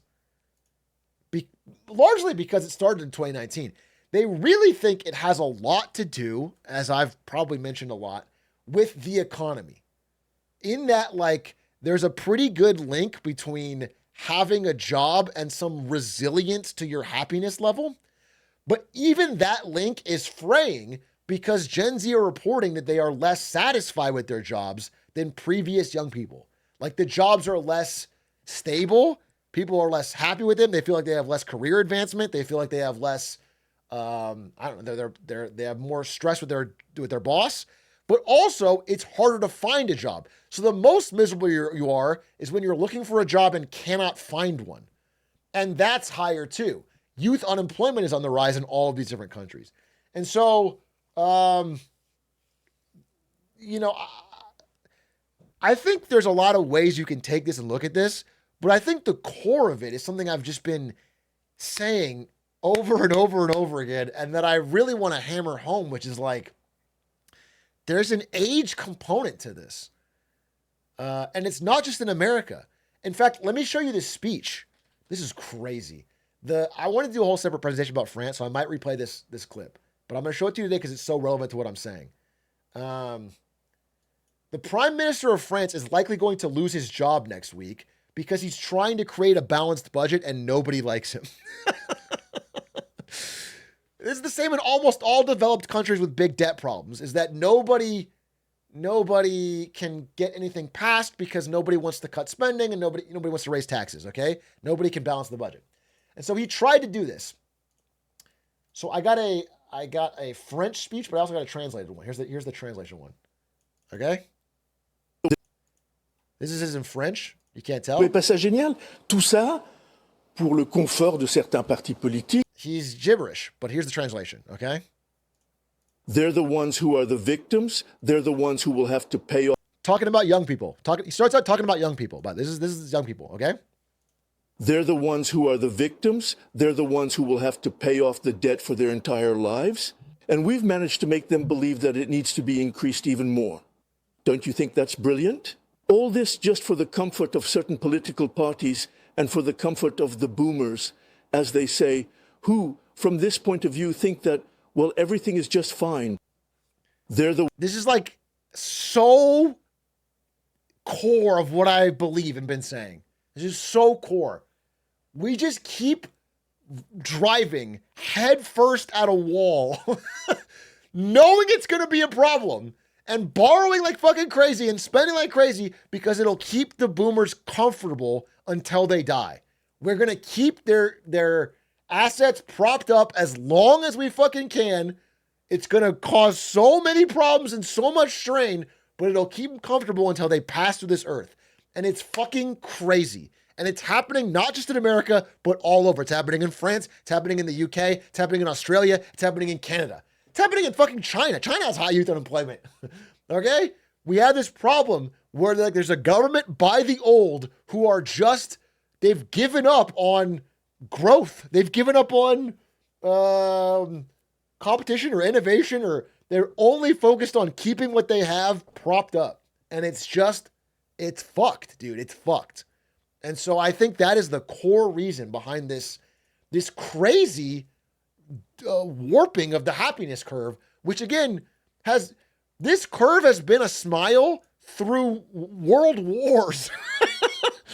This curve has been a smile through like a lot of things, but it's bent this way now because of how doomed I think young people feel. And I don't want to say doomed. Doomed may be the wrong word, but just like they've got a huge amount of weight. Their atlas is a big globe on their shoulders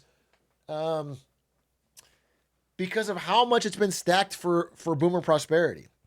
It's funny, he's not my Marketing Monday researcher anymore, but Dom, one of the guys that used to work for Marketing Monday, his dad still watches every Big A clip in Marketing Monday. His dad's a boomer. And when I made that video about 401ks where I talked about how the boomers have been, I'm sorry. Somebody's dad. Cut this out of the video. Somebody's dad told me,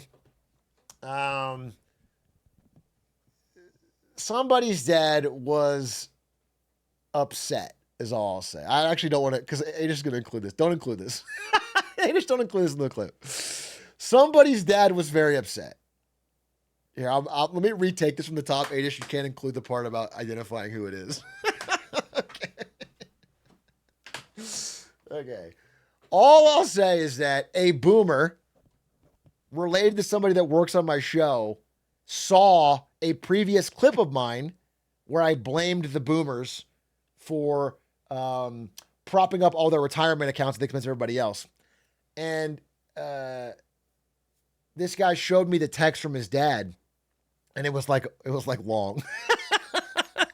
It was like really long, and it was like explaining how, I didn't get it. I didn't understand, like, boomers actually had it really tough too. And that, it took a lot of skill to be able to hold through those previous downturns in the market and ride the, it was just like, it was like it was a rough thing to read because, I'm sure,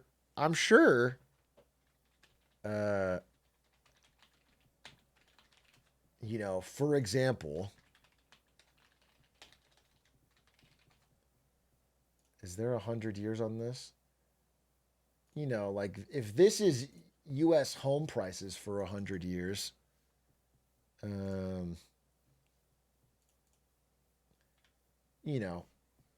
holding and maintaining through the Great Recession, there's something to that, I get. Usually just be wealthy already for it.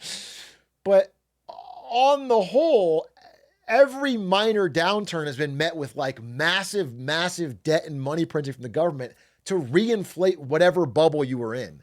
whether it's stocks or real estate or anything, anytime there was an actual downturn or actual price discovery, the government stepped in and borrowed from the future to make sure it would keep going up.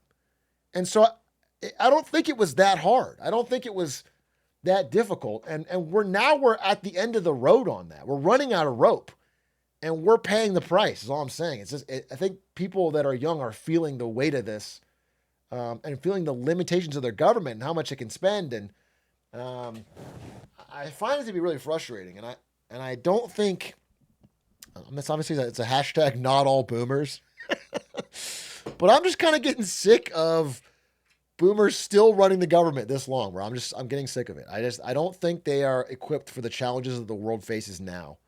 And they're just going to continue this on this path of burying their heads in the sand and keeping their shit going until they're off this earth. And it's kind of frustrating me. Anyway, that's that. That's just that discussion I wanted to have. I'm not trying to be depressing about it. And obviously there's exceptions and people are happy. Some people are happy, but it's a weird stat to see that curve bend.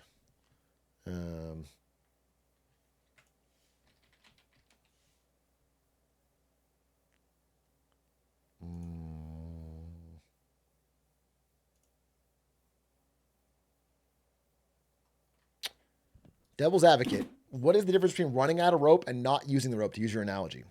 If your rope is a metaphor for debt, okay, then the difference is you still have some rope. If you don't use it, then in an emergency, you still have it. You could use it for something. If you run out of it, then you're fucked. When you need it, you have no rope. You're useless. You're out. That's what I'm saying. So, if the U.S. government ran a balanced budget and didn't have massive, massive debt, then if there was a problem, yeah, we could dip into the debt and then pay it down when times were good. But we've never paid it down when times are good. In fact, when times are good, we take more debt. We just keep adding to the debt. And now when we need it, we can't borrow. No one's going to loan us any money. That's the best way I could say it. Okay? That's the best way I could say it, if that adds up.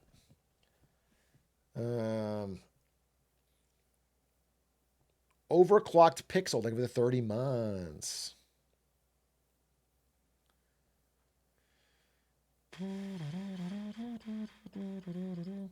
Bro, as someone who works in healthcare, boomers have done no long-term care planning.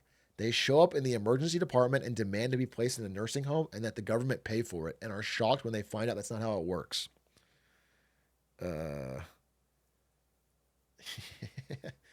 Yeah, I mean,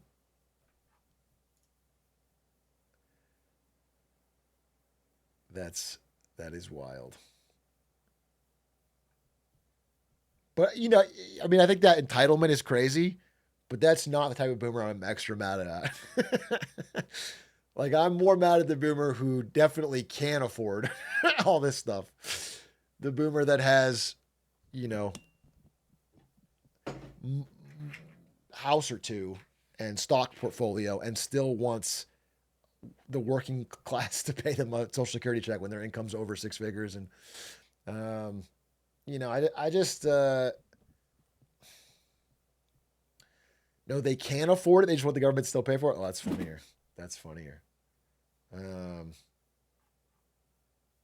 They have like 2 homes. Oh yeah. You're probably going to see a lot of this too.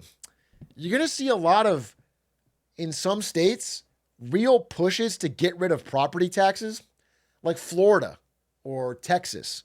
You're going to see like these big pushes to be like, we have to get rid of property taxes. How can I own my own house if I have to pay property taxes? You should be able to pay off your house and not pay anything. And I just want you to understand that a couple things, man. A couple things. Number one, a place like Florida doesn't do income tax. Okay? So Florida, like let's say we do an example of 2 different states, right? So here's Cali and here's Florida. And this is income and this is property. Property. Okay, Cali has really low property taxes. Like, way too low. It's one of the problems with the fucking state, actually. It lets people fucking sit in a house for decades and no innovation or no building. But, okay? But they have high income tax. Okay? And so Florida is kind of the opposite, where it has property tax, but no income, or low or no income tax. Okay? So either way, you have some way of funding your state. If you're in Florida and they remove the property tax, they're not going to suddenly be like, we should raise the income tax to counterbalance. They just want none. And that is going to mean Florida cannot afford a damn thing. Like, they can't, people are still going to want all the social services. They're still going to want the roads. They're still going to want the insurance for hurricanes. They're going to want, but they're not going to have that because they have no taxes. So this property tax thing makes no fucking sense. It's the only way the state funds itself. So that's like one of the main things you need to understand about it is it's insane. That's how you're paying for the roads and the schools and whatever of the state. And if you use those things, you have to pay in somehow, and it's either this or this. Secondly, is that property taxes, if anything, are kind of a more progressive tax than income tax because property taxes hit people with property.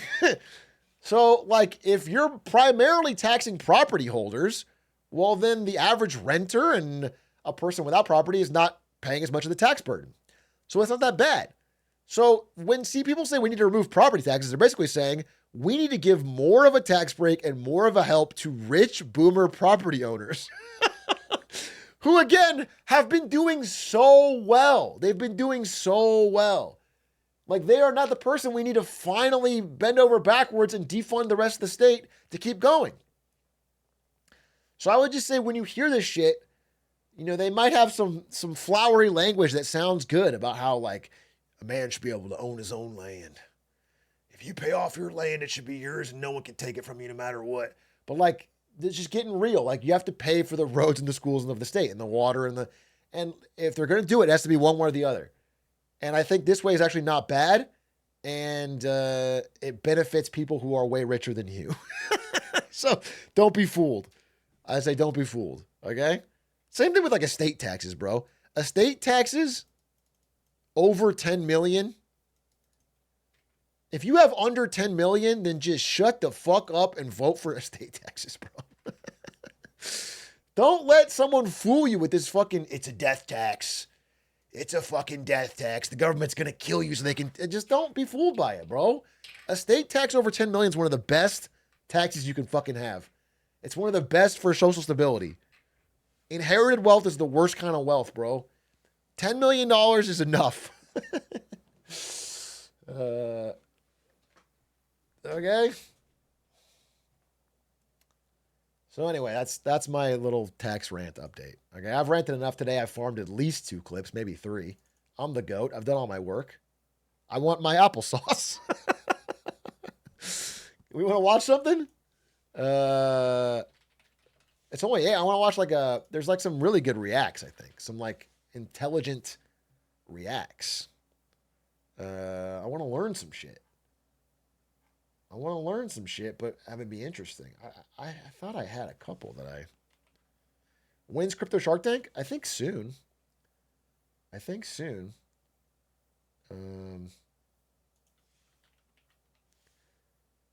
might open it up to you guys. Do you guys have anything interesting we can learn? Is there anything interesting we could learn on YouTube?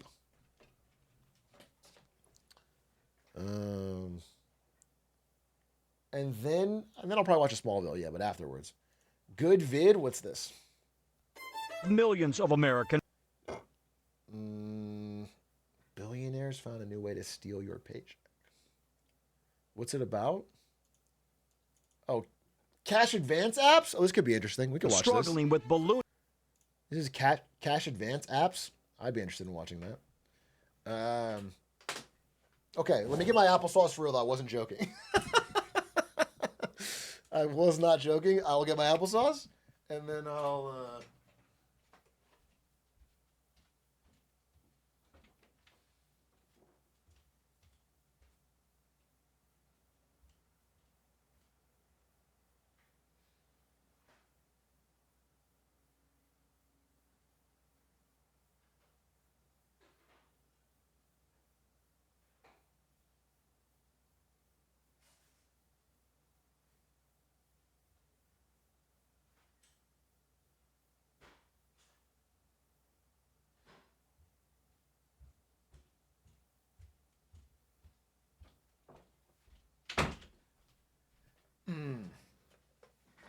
Raise hell with some Sam Pell, dude.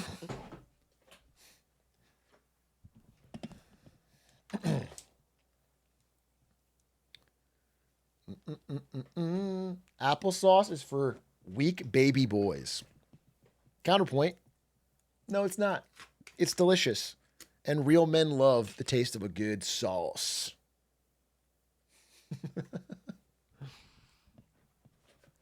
Okay? How about that? Counterpoint yummy. Wait, I'm opening up GSS because I want to see your videos. And honestly, someone made a good point. We just discussed some hardcore shit. Is there perhaps something a little bit, we could still learn, but a little bit happier? Perhaps just a little bit? Maybe not just, like, for example, the job market has changed again with a fucking line going down. That sounds no blame. Let's get something a little more,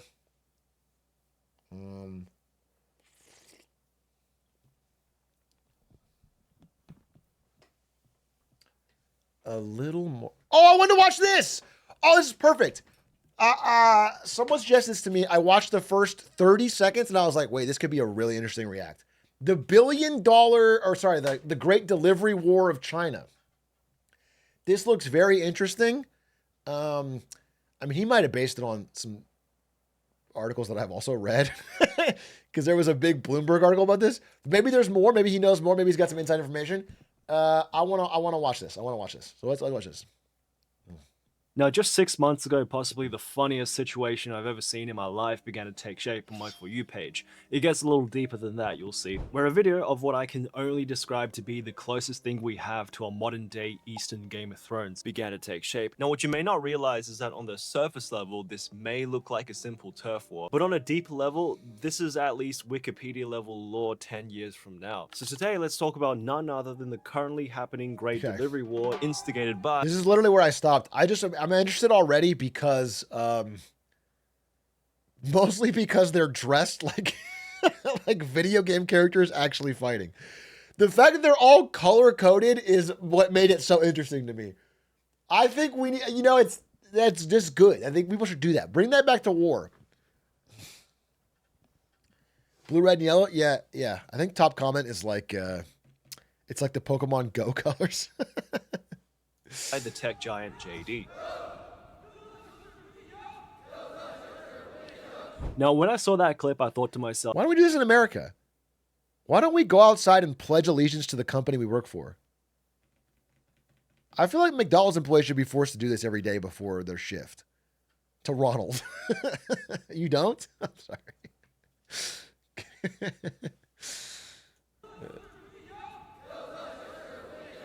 Now, when I saw that clip, I thought to myself, after living through Elon Musk casually dropping $52 billion on a social media app, never in a million years did I think I would witness an economic version of the worrying state, with 3 tech giants locked in fierce competition for survival of the fittest in the jungle. How fiercely, you ask? How badly do they want to win? Well, they're selling shit for free, so what can I say? Anyways, here's a 60-second brief rundown on the key players we have at hand. Okay. All right, starting with the obvious one, Alibaba, emerged in early 2000s. Yeah! Okay. No matter what happens, I'm cheering for Alibaba because I still own some shares of Alibaba. I fuck with Jack Ma, the boy who lived. Okay? I'm team Alibaba, baby.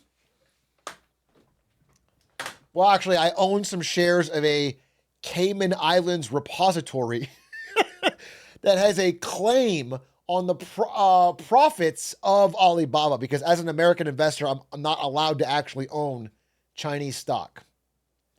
But production needed. Basically, Amazon now owns half of China's online retail, sees an opportunity in food delivery and local services, recognizes the brand needs its own champion in the field, acquires the online food delivery platform Llama, aka Are You Hungry? The blue uniform people, captures about 1/3 of the food delivery market, ranks second Alibaba in the is industry. blue.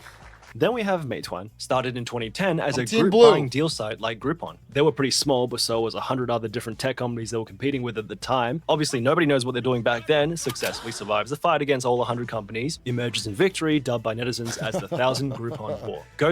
Okay. Okay. So they're the veterans. Okay. They struggled and fought their way to the top. They're kind of like Bane. They made it out of the cave. All right, Team Yellow, very, very threatening. Team Instinct, if you will. Into food delivery, captures 2/3 of the market, refuses to elaborate, wears yellow uniforms. Now, JD emerged sometime in 2010 as well, selling electronics both online and in-store, somehow develops a nationwide logistic network despite almost going bankrupt from COVID 1.0, known for reliable shipping, hates Alibaba, and wears red uniforms. Now, 3 tech titans all sprinting towards the same finish line in the same market. Now we know the players at hand, let me walk you through the generational. So Yellow's leading, Blue's in second place, Red is brand new and carries a mace. Okay, all right. Is this Pokemon Go? Yeah, but real life. All right. The fact that they all wear colored uniforms is very funny. Battle that is unfolding at this moment. Now, historically, Alibaba's Are You Hungry and Meituan has always been in direct conflict with each other, and the reason's pretty simple. They were both competing for the same market. While JD focused on selling goods from warehouses, steering relatively clear from groceries. Why don't we have this? I would like to see, and I think you guys can all join me in this, I would like to see people working for Grubhub and DoorDash and Uber Eats fighting in the streets. I think it would be more fun for our lives if people who were working low-wage gig jobs were fighting all the time, like we're in big gang wars. I would order more. It would fix my happiness curve. Food delivery. Oh, why is that, you ask? Well, remember how I said Meituan had around 2/3 of the market? Dude, the literal Hunger Games! +2. +2, whoever said that. +2, that's very good. Not only does that effectively mean Meituan is basically the default option, majority-wise, for food delivery in China, which means they set the prices, they make the deals, they wear the pants, curbed by the server admin once, but continues anyways. Point is, imagine if anything above this line means you make money in the industry and everything below this line means you lose money. Now, since Meituan has majority in market share, Meituan gets to kind of draw the line. If they decide delivery fees sit here, then anyone who wants to compete has to at least match me or go even lower just to take the dub. But joke's on you, because going lower means burning cash. So JD sees a situation, well, that I ain't trying to play. And it's not like other companies haven't tried getting into food delivery. Douyin, China's TikTok, pretty impressive company, right? Tried to muscle its way in 2022, and their pitch was relatively simple. Why watch a food video where you can literally order the food? So they started offering... Okay, one thing I want to say is this sounds like they're in the early stages of the competition, where everyone's still willing to burn money to gain market share. I think if you are, for example, in America, you remember the days where Uber and Lyft actually were trying to compete and you got great prices. Or more realistically, you know, the days of cheaper, let's do the streaming bubble. Like if you remember Disney Plus and Netflix and everything was cheap because they were all trying to get market share. But then eventually you stop wanting to burn cash and everyone starts raising prices. I'm assuming, you know, actually, I just know for a fact they can't all burn money forever. Someone's going to eventually start. So people who get used to it are going to be in for a rude awakening as the price of delivery goes. Yeah, it's the millennial subsidy. That's the way that it's been put. The millennial subsidy, which is like, there was this good decade, maybe less. I'd say a decade. Maybe 8 years. I would say like 2014 to 2022. Was this gap, this millennial gap, where we got so many things for cheap. The millennial 8 years, we just got like a lot of, we got global investors to subsidize our lives. We got food delivery for cheap. We got entertainment for cheap. We got travel for cheap. We got a lot of things for cheap. And then those companies all started raising prices. Take the dub. But joke's on you, because going lower means burning cash. So JD sees a situation, well, that I ain't trying to play. And it's not like other companies haven't tried getting into food delivery. Douyin, China's TikTok, pretty impressive company, right? Tried to muscle its way in 2022, and their pitch was relatively simple. Why watch a food video where you can literally order the food? So they started offering food delivery options, realized they don't have the logistics or the reputation. For example, cases where buyers order food, nobody bothers to make them because nobody comes to collect began happening everywhere. In the end, couldn't even beat the blue people, takes the L, leaves the market, decides to do a partnership. Sorry, what happened? People... Cases where buyers order food, nobody bothers to make them because nobody comes to collect began happening everywhere.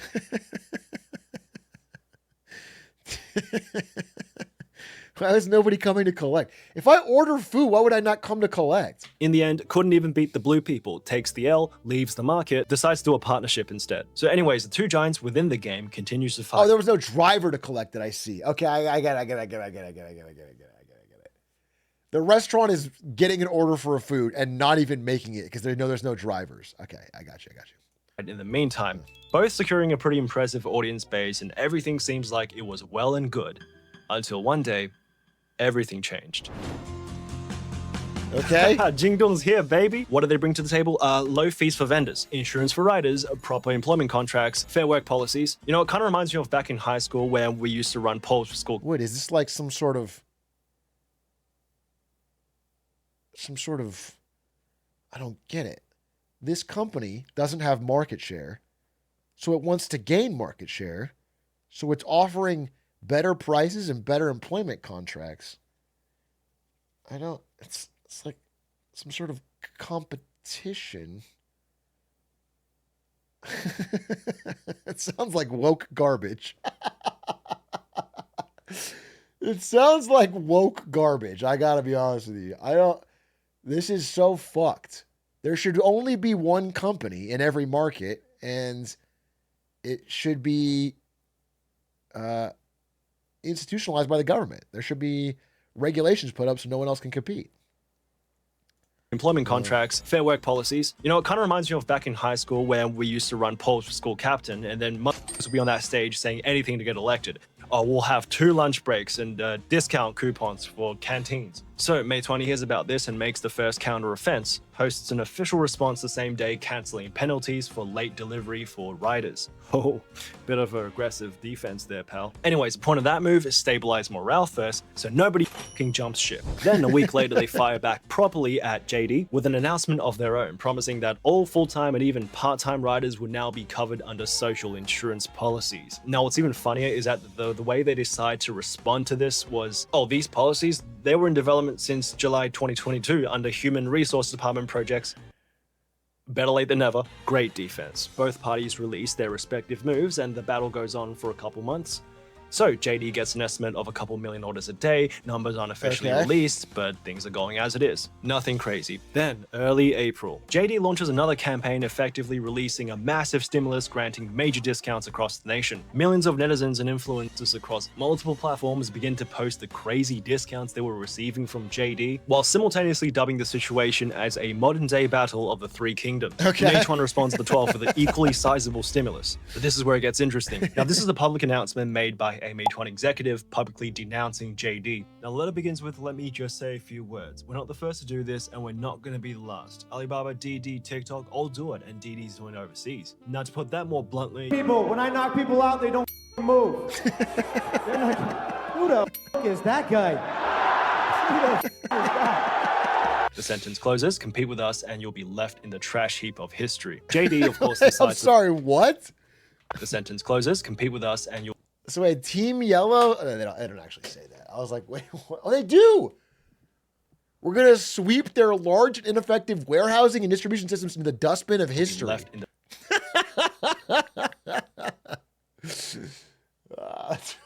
That's wild. The trash heap of history. JD, of course, decides to fire back on the 21st of April with a letter addressed right here. We also publicly advise a certain platform. You go over a decade without paying social insurance and housing fund for any of your delivery drivers, you use powerful algorithms to exploit them to the utmost, you turn a blind eye to the safety issues of delivery drivers whose accident rates is over 3 times of that what it should be. You have forgotten a saying of our ancestors, water can carry a boat, but it can also capsize it. Oh, fire. Now, do you guys think, this is just an interesting question I would posit to you, do you think the CEO of JD deeply cares more about the workers than the CEO of Meituan? Do you think that's why? It's because he cares more? He's just a nicer guy? Or do you think possibly, perhaps, it is to his benefit to care more because it allows him to get drivers and gain market share? And that is a benefit of competition. Whether or not he's a nice guy, he has to care about safety issues. He has to do that because it allows him. Do you think it's not like this just individual one-off, this CEO is good or bad? It's more like this system of competition actually creates the environment for better wages and better... Maybe not.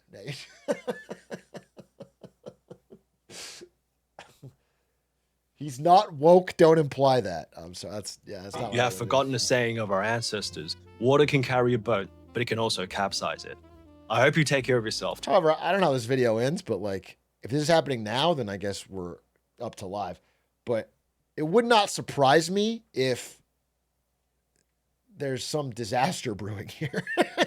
You know, it's like again, it reminds me of the streaming bubble. All these streaming companies had super low prices, and they were going around Hollywood and buying everybody's shows. No matter how stupid your fucking show was, they'll pay for it. Everyone in Hollywood had jobs. And now you walk around Hollywood and everyone's lost their fucking jobs because the bubble popped. Okay? All the money is evaporating. They're all cutting back. And nobody can get a show greenlit anymore. So it's possible this is like a bit of a bubbly environment. Turn back soon. Damn, is it that soon? Now, as the war continues to rage on here on the blue side of the battlefield, Are You Hungry recognizes that... I'm sorry, did they say keep yourself safe? What did she say? It should be. You have forgotten a saying of our ancestors: water can carry a boat, but it can also capsize it. I hope you'll take care of yourself. That's a wild thing for one company to say to the other. You take care of yourself. Turn back soon. Damn, is it that soon? Now, as the war continues to rage on here on the blue side of the battlefield, Are You Hungry recognizes that this is not a battle they can win alone. So, sometime late June, reinforcement arrives as Alibaba joins the fray. Because what's the #1 backup plan for when it goes south in your business ventures? You gotta bring in your rich dad. So I guess with $50 billion freshly arriving into the accounts receivables of the Are You Hungry team, another batch of stimulus and discounts were also released into the public, draining the markets even drier and profits even thinner. So they settle for a couple days, and then comes mid-July. The war escalates even further as Meituan releases a fresh new discount week. What's the reason to discount? Any special occasions, my king?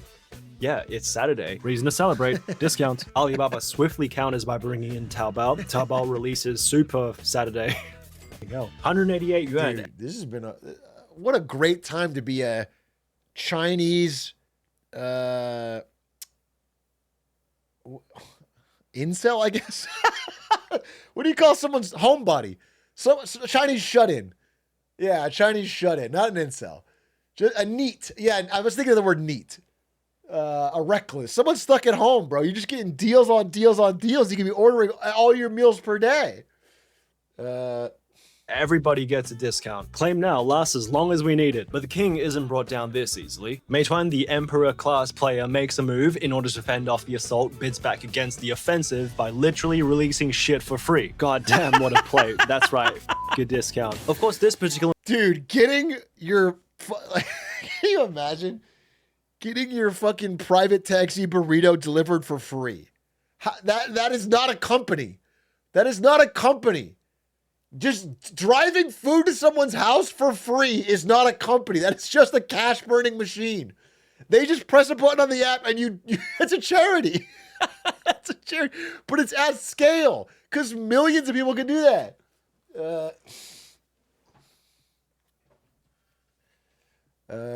Maneuver caused such a ruckus that Beijing steps in, blowing the whistle in order to prevent further wastage on 0 yuan orders. They didn't stop the war though, it carried on. The government stepped in to stop food from being delivered for free.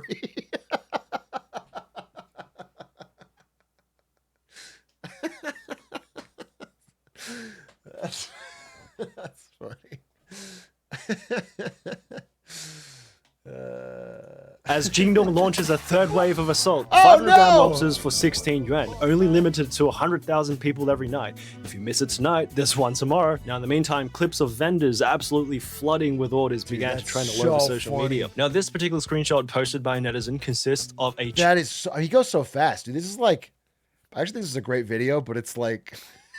it's like 15% faster than I want. It's like... It's just a little bit too zoomer for me. I can't keep on. Old man, dude. If this is a 10-minute video instead of an 8-minute video, it'd be perfect for me. So, 500-gram lobsters for 16 yuan, only limited to 100,000 people every night. If you miss it tonight, there's one tomorrow. Now, in the meantime... This is wild. This amount of orders, it reminds me of like The Bear. Where they're just screaming and shitting and crying every time a new online order comes in. Clips of vendors absolutely flooding with orders began to trend all over social media. Now, this particular screenshot posted by a netizen consists of a chat log between a writer and the customer, where the writer claims there are so many orders, there is literally no hope for you to get your drink. And screenshots like this one also began to circulate, where a writer was forced to grab a random milk tea because the original order got lost in the chaos. Some shops were hit so hard by the surge of demand, they literally had to close their shops early, running out of stock hours before. I mean, this shit, if it's free, everyone will order one. The risk, they're not even get it. They don't need to pick it up. If it's free boba, everyone you know is going to order it. You're going to be making millions of.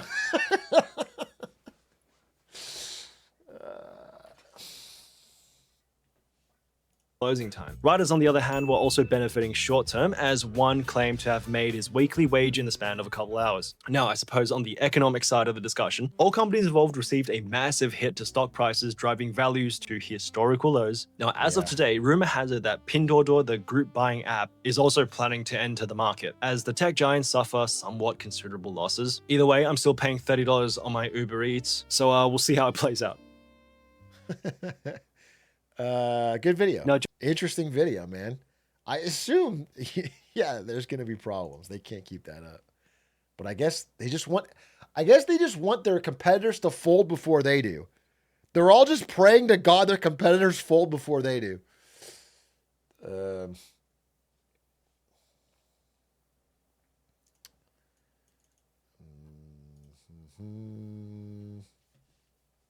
What was the channel? Let's shout him out. That channel was Jgao. Jgao. JGAO. Seems like it's mostly about maybe fashion and stuff. There's a lot of Chinese culture stuff, actually. He's got one on the Chinese dating market. We're going to see that. So at this point, there's no doubt that the dating market in China has... Let's do one more. The Chinese dating market is cooked, is what it's called. It has 700,000 views. The Chinese dating market is cooked. So at this point, there's no doubt that the dating market in China has skyrocketed to, I don't know how many levels of difficult there is, but it's pretty high up there. So not only has the number of single men drastically increased, but the amount of people who are now actively leaving the dating scene is on the rise as well. And I kind of respect that, you know? You can't always just leave. Sorry, what? 800 women attend matchmaking event, no men show up? I don't... Okay. Dating scene is on the rise as well. And I kind of respect that. There's more that, men than women. You can't always just leave. That's always an option. Now, this has led to an interesting moment where we actually get to see the effects of voluntary and involuntary celibacy affecting the wider economy. God, what a sentence. Okay, for example, because less and less couples are getting married each year, we see a decline in the maternity industry, which checks out. And whilst the media tries not to explicitly make the following connections, we know that more and more people becoming single has got to be the reason, or at least a contributing factor, towards why the pet industry is now slowly rising to a major part of China's economy. They're just millennials too. China, we have more in common than you think, bro. We're just global millennials. We all just have heckin' doggos. And pretty much at this point, everybody knows that the dating scene has hit rock bottom. But when it comes to actually facing the issue together, the relevant stakeholders at hand, which is pretty much every single participant within the dating market, are not necessarily uniting their method of approach to tackle the topic of discussion. And this, of course, includes the percentage of the couples population who I know for a fact are dying to get a piece of this pie, which is actually none of my business, by the way. But y'all are scat, unless it's consensual. Regardless, the point of this rambling here is supposed to tell you that both dating market participants and wider Chinese society continue to hold the opinion that the problem should be addressed. But not everybody takes the same approach in how they participate within the dating market. As the old saying goes, all paths lead to Rome, but not everybody takes the same path. The second part is not the old saying, it's the first part, but like, you get what I'm trying to... Traditionalists, for example, often made up by a slightly more mature audience base, believes the solution towards fixing the dating market and the singleness epidemic is to repatch the arranged marriage meter, because it's one of the only services that exists where you get full transparency on what marriages. you're supposedly getting into. But the downside towards this method of approach is that you get very little say on who your partner is actually going to be. Personally, Yeah, it's I like think a that's a gotcha little counterintuitive, because in the scenario where you rush into a relationship where you haven't spent enough time and effort to get to know each other to the full extent, there are of course other issues as well that can arise, for example, like having a lack of trust within the relationship because you didn't spend enough time building it in the first place. Marriage gotcha fixes everything. You really gotta pray you get a 5-star waifu. And they gotta pray. They really gotta pray they're getting at least a fucking 3-star husbando here. You know, I feel like the odds are bad, dude. The odds are bad. You can't really re-roll in an arranged marriage. And I swear to God, this is an actual complaint I've seen before. It's the fact that the agency or the broker offers no customer support hotline for when the relationship doesn't work out post-purchase. Fair enough. I mean, if you're going to make it a service, at least make it comprehensive. Idealists, on the other hand, are made up by a slightly more innocent and younger generation, and believe the solution to fixing the problem is, of course, reviving authentic connections. This basically just means more people need to take the initiative in putting themselves in environments where it can happen naturally. Because honestly, it's actually pretty important to have the idea that fundamentally, love should happen when it's at the right moment, and romance should feel spontaneous and not forced. And whilst this is a great solution on paper, the method here adopts the assumption that everybody has great social skills and hobbies worth talking about, and has the mental and social capability of striking up an interesting conversation with a stranger in a public space. Now, here's an interesting and extremely niche report conducted by Seoul and the University of Shanghai. It was a collaborative approach that found the amount of people that are finding it easy to socialize with one another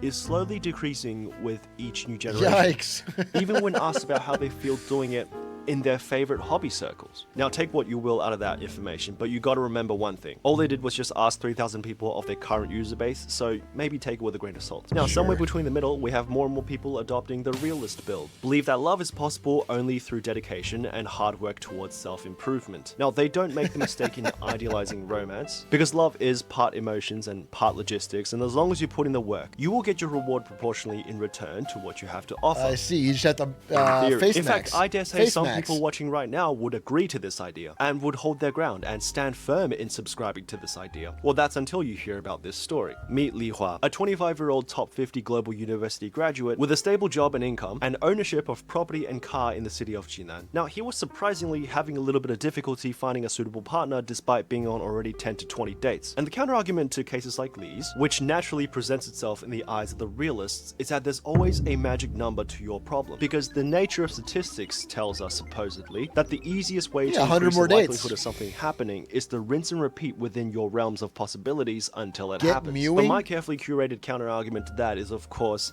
Li Hua's story happened 11 years ago. He's still single.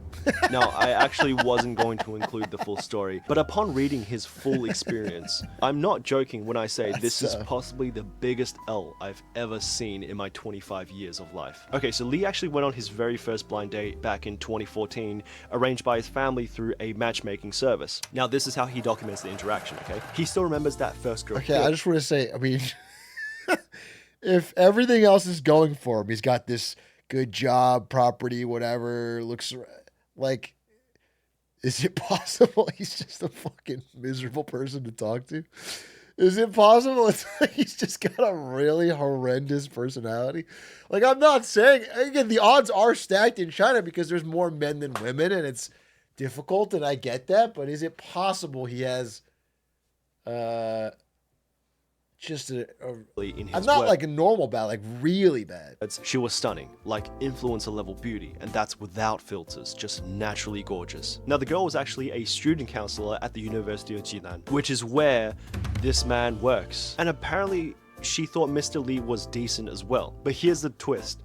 Lee chose not to pursue her. And when prompted the question why, in his own words, he claimed that she was just too good. I felt like I didn't deserve her. Not only was she beautiful, but she was mature, ambitious, extremely capable in social settings, the full package.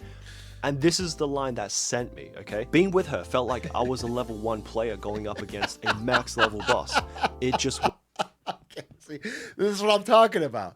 This is what I'm worried about, bro. This is what I was worried about. It's very Clark Kent energy, actually. Yeah, he's got everything going for him and he fucks it up. He's a wall cell. Wasn't fair. Mr. Lee said meeting someone like that made him feel like she was out of reach, way out of his league. Now, since that date onwards, Lee stopped being skeptical of matchmaking. He thought to himself, if that's the kind of person I can meet, maybe it's worth trying. Lee then went on to complete 123 more matches, spending an estimated Dude, putting Legal Edges in the background is very funny. range of 50,000 to 100,000 He's rage queuing into the dating market, dude. And throughout the process with no success.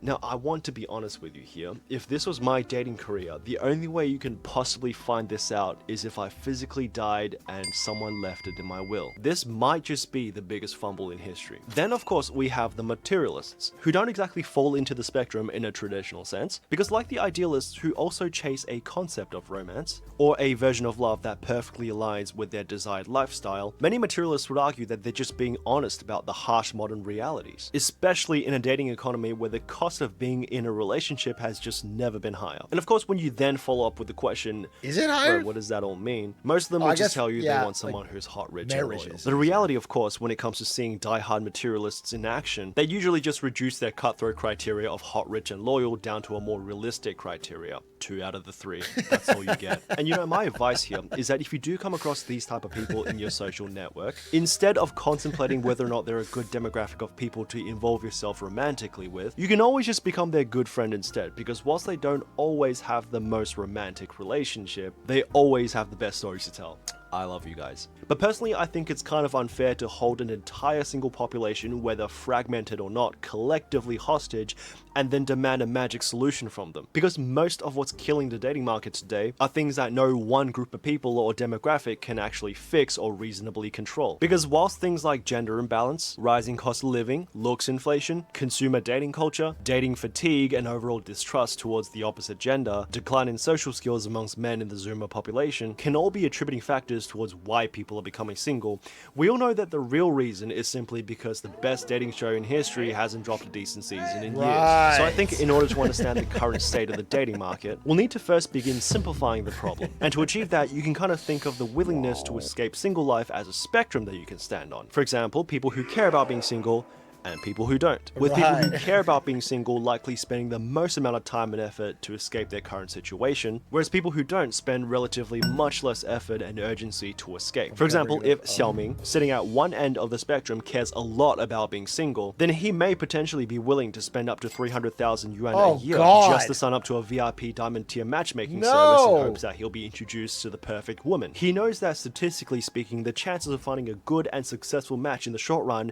is very low. But he does it anyways because he fears nothing. Then Xiaohong, sitting on the other end of the spectrum, who is generally unbothered or nonchalant about being single, would more likely find the idea of meeting someone naturally by spending most of her time in social or hobby circles she enjoys to be the right play. But we all know the real intellectual powerhouse here is actually Xiao Wang, who would just have his mom cross-post his stats in the city square marriage market and all relevant social platforms and wait for the results to come in themselves. And of course, when we're on the topic of dating and marriage and parental influence, the same research that we talked about earlier, the one meta is crazy, Shanghai, suggests that parental pressure is still one of the biggest influencing factors when it comes to shaping children's views on dating and marriage. Now, this is actually a good statistic to have because now we can factor in parental pressure as a key driving point in the phenomenon we see in Chinese dating market today. For example, people who care about being single with parental pressure is more likely to participate in matchmaking and other fast-track dating methods because they have a much greater sense of urgency to escape single life and meet obligations. People who don't care about being single but have parental pressure on their backs could potentially either turn to dating apps or attempt to find meaningful personal connections through more organic routes like hobbies and friendship groups, or establish communities in order to find the right partner. But it does run the risks of having no urgency, which can lead to the individual spending the majority of their youth in semi-serious situationships that doesn't lead to fruitful outcomes in the long run. Now, people who don't care about being single with no parental pressure, how does it feel? But of course, at the end of the day, another great soft skill to have that translate into dating success is of course the ability to communicate your emotions clearly and concisely to the other party. So say what you mean. You'll do everyone a favor. And even though 62% of Chinese Gen Z respondents believe the concept of marriage is frightening, I think a tip that you can always remember to help you feel a little better is that how can you be scared of the concept of marriage when the issue of the singleness epidemic is not solved in the first place? Just so you know, if I'm found incapacitated in the streets after the release of this video, I probably deserved it. And of course, up to this point, there are people left that I haven't really covered, and these are what I like to call outliers of the dating market. Because whilst the singleness epidemic is a standard issue across dating market participants, it doesn't necessarily affect everybody to the same degree. Some people are drowning in love, while others are drowning in loneliness. I mean, you're both technically drowning, but only one of them actually wants to die. So from the male side of the outlier spectrum, we have people who can successfully pull off the Jackson Wang haircut. In fact, the whole spectrum might as well just be called how much do you look like Jackson Wang on a scale of 1 to 10. 10 is single because he's literally Jackson Wang, and dating will only negatively affect his generational run. On the female side of the spectrum, and perhaps the true apex predators of the whole dating market, who's never really suffered from the singleness epidemic, is the tier 1 city rich single auntie with no kids. And whilst the individual's initial reaction to entering this kind of relationship may be to question whether or not it's actually real love, the feeling will quickly fade away after a few sips of your $15 milk tea riding shotgun in her Bentley Continental. Now, despite being on top of the food chain, there are still issues that plague the Ivy League equivalent of daters within the Chinese dating market, and that is the concept of expectation to reality. And this essentially just refers to how many people that actually exist in the population that satisfies your criteria. For example, if you're satisfied with somebody with an ordinary job, not too ugly, and has the ability to support a family, that's approximately 80% of the population. If you're looking for an attractive and well-established individual with a high-paying private sector job and a well-established social circle, the figure then sits at roughly 10%. If you're looking for a bilingual, well-groomed man with wealth, power, and status so untouchable even celebrities cannot hold a candle to him, please feel free to submit your application to the state council. Thank you for listening, and goodbye. Okay, Xi Jinping, you know he's pulling. You know Xi's on the apps, tearing it up. Funny vids. Jigao, check them out. Those are funny.